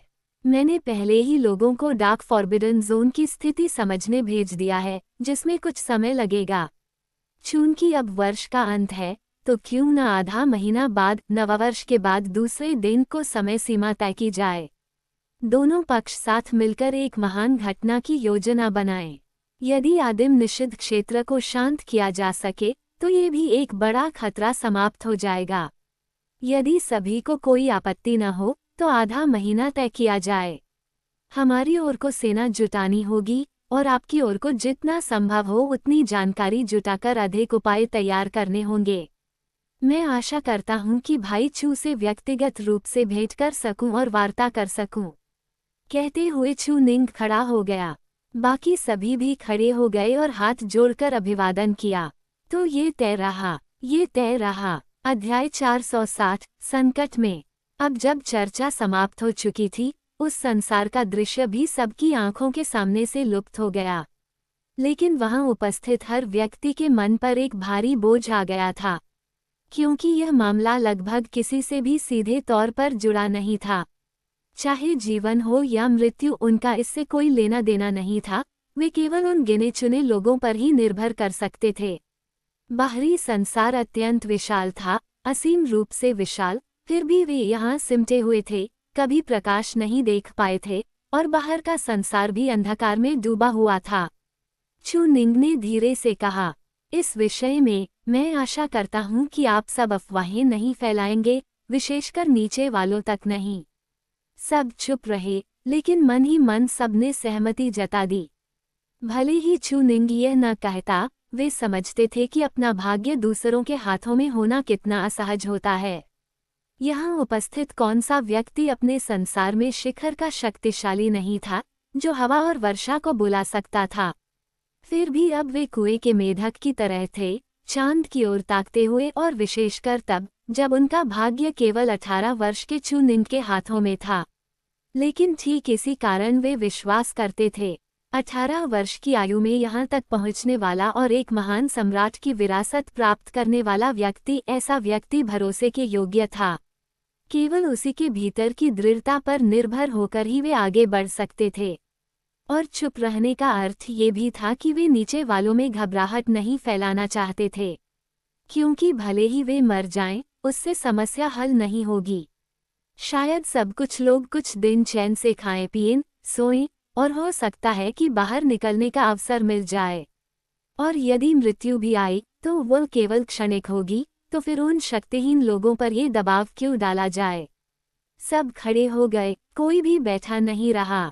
ये जिंगशुएन ने हाथ जोड़कर शांत भाव से कहा, आगे के मामलों में सब कुछ महान सम्राट की विरासत पर निर्भर करेगा। यदि किसी भी प्रकार की आवश्यकता हो तो मैं आपके आदेश का पालन करूंगी। डेमन अनलिमिटेड ने भी हाथ जोड़े। अगर मेरी किसी मदद की जरूरत हो तो बस कहिए। मैं तो दूसरों के सामने घुटने टेककर भी एक अवसर मांग सकता हूँ। बाकी सबने भी इसी प्रकार कहा। केवल मेंग तोंगतियन ने कुछ नहीं कहा। वह चुपचाप गणना कर रहा था। उसे हमेशा लगता था कि ड्रैगन लॉर्ड कभी भी बिना किसी अवसर के सब कुछ नहीं छोड़ेगा, जब तक कि वह सचमुच चू निंग को यहीं मरने नहीं देना चाहता, उसकी विरासत को यहीं समाप्त नहीं करना चाहता। विशेषकर जब ड्रैगन लॉर्ड की पिछली विरासत स्वयं उसका पुत्र थी। यदि प्राइमल सेज ने विरासत प्राप्त की होती तो क्या ड्रैगन लॉर्ड वास्तव में उसे मरने देता? निश्चित ही नहीं, लेकिन सारी जानकारी लगभग स्पष्ट हो चुकी थी। जो नियंत्रित किया जा सकता था, जो खोजा जा सकता था, वह चरम तक पहुंच चुका था। फिर वे और किस पर भरोसा करें? फिर भी कुछ तो होना चाहिए, कोई मोड़ अवश्य होगा। बाकी लोग तितर बितर हो गए और संसार के एक परिवर्तन के साथ चू निंग और अन्य लोग पहले ही ग्रेट डोमेन के बाहर की नगर दीवार पर खड़े थे, जहां उन्होंने ग्रेडी वुल्फ को देखा। ये जिंगशवेन और फैंगमिंग के पास कहने को कुछ नहीं था, क्योंकि वे सच में चू निंग की मदद नहीं कर सकते थे। मेंग तोंगतियन सारी सूचनाओं को जोड़ने घटाने में डूबा हुआ था। यदि किसी सर्वोच्च अस्तित्व ने एक हत्या खेल रचा हो तो कमजोरों का मरना लगभग निश्चित था। चू निंग इस शतरंज की बिसात पर एक हल्का सा मोहरा था, जो शत्रु क्षेत्र में गहराई तक फंसा हुआ था और फिर भी अत्यंत महत्वपूर्ण था। इसके अलावा यदि स्वर्गीय दाव ने इतने भाग्यपुत्रों को जन्म न दिया होता तो उन्हें बाहरी संसार से संपर्क करने की योग्यता भी न मिलती। 3 शिक्षाओं और 100 विद्यालयों की विरासत यहाँ थी और दानव संप्रदाय की विरासत भी यहाँ थी। ऐसा प्रतीत होता था कि प्राइमल सेज ने अपने स्वार्थ के लिए इन विरासतों को रक्ताहार के रूप में पाला। यह कोई संयोग नहीं था, बल्कि उन्हें बाहरी लोगों से संपर्क का अवसर देने की एक मौन व्यवस्था थी। 3 शिक्षाओं में से दाओ संप्रदाय को छोड़कर बाकी सब प्रकट हो चुके थे। बौद्ध और कन्फ्यूशियन दोनों के शिखर शक्तिशाली और दानव संप्रदाय भी। मूलतः वे कार्य करें या न करें, इससे कोई अंतर नहीं पड़ता था। शायद इस संसार के छोटे दानव संप्रदाय के कारण, या पूर्व दानव दाओ महान सम्राट की विरासत के कारण, या स्वयं उनके कारण भले ही ये न होते, तब भी कुछ न कुछ व्यवस्था की जाती और वे अवश्य आते। इसलिए बाहरी सहायता निश्चित रूप से होगी, पर यह इस संसार के लोगों पर निर्भर करेगा, विशेषकर महान सम्राट की विरासत के स्तर पर। क्या वह उस स्तर तक पहुंच चुका है जहां वह 100 के विरुद्ध खड़ा हो सके? क्या वह योग्य स्तर तक पहुंचा है? यदि वह पहुंचा है, तो क्या इसका अर्थ यह है कि अवश्य ही कोई मोड़ होगा, और शायद वह मोड़ उसी डार्क फॉरबिडन जोन में छिपा है? सु वानछिंग ने चू निंग का हाथ थाम लिया। सब जानते थे कि इस समय सबसे अधिक दबाव चू निंग पर है। यहाँ तक कि आमतौर पर तीखी जुबान रखने वाली और उससे नोक झोंक करने वाली ये जिंगशवेन भी कुछ नहीं बोली। वातावरण अत्यंत भारी और दमनकारी था। कोई बात नहीं, गुरु। यदि यह आशीर्वाद है, तो यह अभिशाप नहीं होगा। केवल 2 ही संभावनाएं हैं, जीवन और मृत्यु। इस समय हमारे पास जीवन की संभावना अभी भी सबसे अधिक है। चू निंग ने ये कहा, लेकिन स्पष्ट था कि ये सांत्वना के शब्द किसी को भी सच में सांत्वना नहीं दे पाए। कोई भी वास्तव में मरना नहीं चाहता था, हर कोई किसी तरह टिके रहना चाहता था। तियान श्वानजी, सुनहरे दाववादी वस्त्रों में, अपने स्वर्गीय दाव के स्थान पर लौट चुके थे। आश्चर्य की बात ये थी कि सृष्टि की शक्ति चू निंग को देने के बाद भी उनकी शक्तियां बनी रहीं। सबने अपने सामने फैले अंधकार की ओर देखा। तियान श्वानजी ने स्वर्गीय दाव की शक्ति से अंधकार को चीरते हुए एक धागा सा मार्ग बनाया, लेकिन अधिकांश क्षेत्र फिर भी अवलोकन से परे था। हमें एक निश्चित दूरी तक बाहर जाना होगा, है न? लेकिन मुझे डर है कि यह कठिन होगा। यह अंधकार की मूल शक्ति किसी भी की को अत्यंत भयावह रूप से क्षय कर देती है। साहित्य के महर्षि आगे आए, एक धारा को अलग करते हुए शांत भाव से समझाया। अंधकार की मूल शक्ति ग्रेट डोमेन की किसी भी शक्ति से भिन्न है, इसे एक उल्टी अवस्था कहा जा सकता है। कोई भी जीव यदि इस अंधकार की मूल शक्ति से दूषित हो जाए, तो उसका पतन अवश्यंभावी है। यहाँ तक कि एक निर्दोष महान सम्राट भी यदि अंधकार प्राणियों से युद्ध करे तो प्रदूषित हो जाएगा, जब तक कि उसका भौतिक शरीर अंधकार में न गिर जाए और वह पूरी तरह एक अंधकार प्राणी में परिवर्तित न हो जाए। इसलिए डार्क फॉरबिडन जोन केवल अंधकार का निषिद्ध क्षेत्र नहीं है, ये जीवन का भी निषिद्ध क्षेत्र है। केवल शिखर पर स्थित महान सम्राट ही बिना हानि के इसका अन्वेषण कर सकते हैं। मिंग यीरान ने जिज्ञासा से पूछा, तो साहित्य के महर्षि, इतिहास में तो कई महान सम्राट रहे हैं, है न? और आपकी बातों से लगता है कि यदि भीतर महान सम्राट न हो तो ग्रेट डोमेन की शक्तियां इस डार्क फॉरबिडन जोन को क्यों नहीं साफ कर देती? यह इतने वर्षों से क्यों बना हुआ है? साहित्य के महर्षि हंसे, क्योंकि स्वर्ग और पृथ्वी का सार संतुलन है। यिन यांग की गति में जब यांग प्रबल होता है तो यिन कम नहीं होता, बल्कि यिन अपनी चरम अवस्था पर पहुंचता है। संतुलन संसार के नियमों को टूटने से रोकता है। मोटे तौर पर स्वर्ग और पृथ्वी सर्वोच्च शक्तियों को प्रकट होने की अनुमति नहीं देते। एक महान सम्राट निर्दोष, अजेय, अपराजित, मूल रूप से नियमों को अत्यंत प्रभावित करता है। यदि वह अनंत जीवन प्राप्त कर ले तो देर सवेर स्वर्ग और पृथ्वी पूरी तरह देख लिए जाएंगे। यह महान दाव के सार द्वारा निर्धारित है, इसलिए ऐसे अस्तित्व अवश्य प्रकट होते हैं। और डार्क फॉरबिडन जोन को शांत किया जा सकता है, लेकिन अंधकार को नहीं। भले ही आदिम निषिद्ध क्षेत्र शांत कर दिया जाए और अंधकार पूरी तरह मिटा दिया जाए, नए डार्क फॉरबिडन जोन फिर भी प्रकट होंगे। इसे केवल अंधकार प्राणियों का जमावड़ा कहना उचित नहीं, इसे दूसरे लोक का एक मार्ग कहना अधिक सही होगा। जब भी कोई युग ढलान पर जाता है और अंधकार का कोलाहल उतरता है, उस दूसरे लोक से शिखर शक्तियां प्रकट होती हैं। मूलतः ये संतुलन का ही एक रूप है। तो इतने वर्षों में क्या कोई इस संतुलन से बच पाया है? मिंग यीरान के ये कहते ही साहित्य के महर्षि और लुओ मियाओ दोनों चौंक गए, फिर हंस पड़े। ये हमारी पहुंच से बहुत दूर की बात है। और यदि सच में कोई ऐसा अस्तित्व होता जिसने संतुलन से मुक्ति पा ली हो, तो वह वास्तव में अमर होता। फिर वह सभी लोगों को शांत क्यों न कर देता और जीवों को कष्ट क्यों सहने देता? मिंग तोंगतियन ने हाथों को आस्तीन में छिपाए हुए शांत स्वर में कहा, हमारे लिए दूसरा लोक खतरा है, लेकिन स्वर्ग पृथ्वी के महान दाव के लिए दोनों पक्ष जीवित प्राणी हैं, समान, बस अलग अलग रूपों में अस्तित्व में हैं। यदि किसी एक का अभाव हो जाए तो महान दाव के नियम बदल जाएंगे। यहाँ तक कि कोई पर्यवेक्षक भी हस्तक्षेप नहीं करेगा, क्योंकि किसी लोक का उत्थान जीवन के सर्वोच्च सार का प्रतिनिधित्व करता है। मैं सभी प्राणियों को चींटियों की तरह देखता हूँ, मुझे उनके रूपों की क्या चिंता, बल्कि इसी संतुलन के कारण मैं इसे बनाए रखने की पूरी कोशिश करूँगा।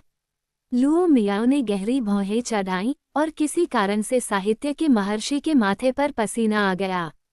उन्होंने असहज होकर कहा, भाई मिंग, आप क्या सोच रहे हैं? यह विषय हमसे बहुत दूर है। मिंग तोंगतियन ने और कुछ नहीं कहा, वह केवल अपने शब्दों का विश्लेषण कर रहा था, उच्च अस्तित्वों के प्रति साहित्य के महर्षि के दृष्टिकोण से निष्कर्ष निकालने के लिए। इससे संकेत मिलता था कि ऐसा अस्तित्व सच में हो सकता है। साहित्य के महर्षि बहुत कुछ जानते होंगे, लेकिन ये संसार के मूल रहस्यों से जुड़ा था। वे बोल सकते थे, पर कोई पुष्टि नहीं कर सकता था। यदि ऐसा है, तो संतुलन का दाव अवश्य मौजूद है।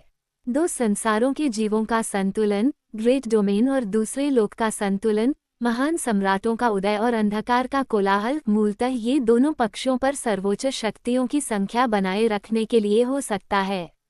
दूसरे लोक के महान सम्राटों का आक्रमण निश्चित मृत्यु है, और ग्रेट डोमेन द्वारा अंधकार को शांत करना भी निश्चित मृत्यु है।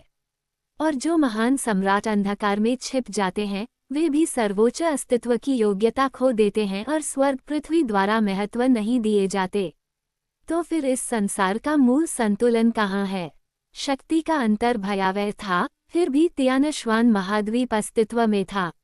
ऐसा लगता था कि जब तक वे यहाँ छिपे रहें, वे पूरी तरह नष्ट नहीं होंगे। तो क्या वे इस संसार को स्थानांतरित करने का प्रयास कर सकते हैं? और तब क्या होगा?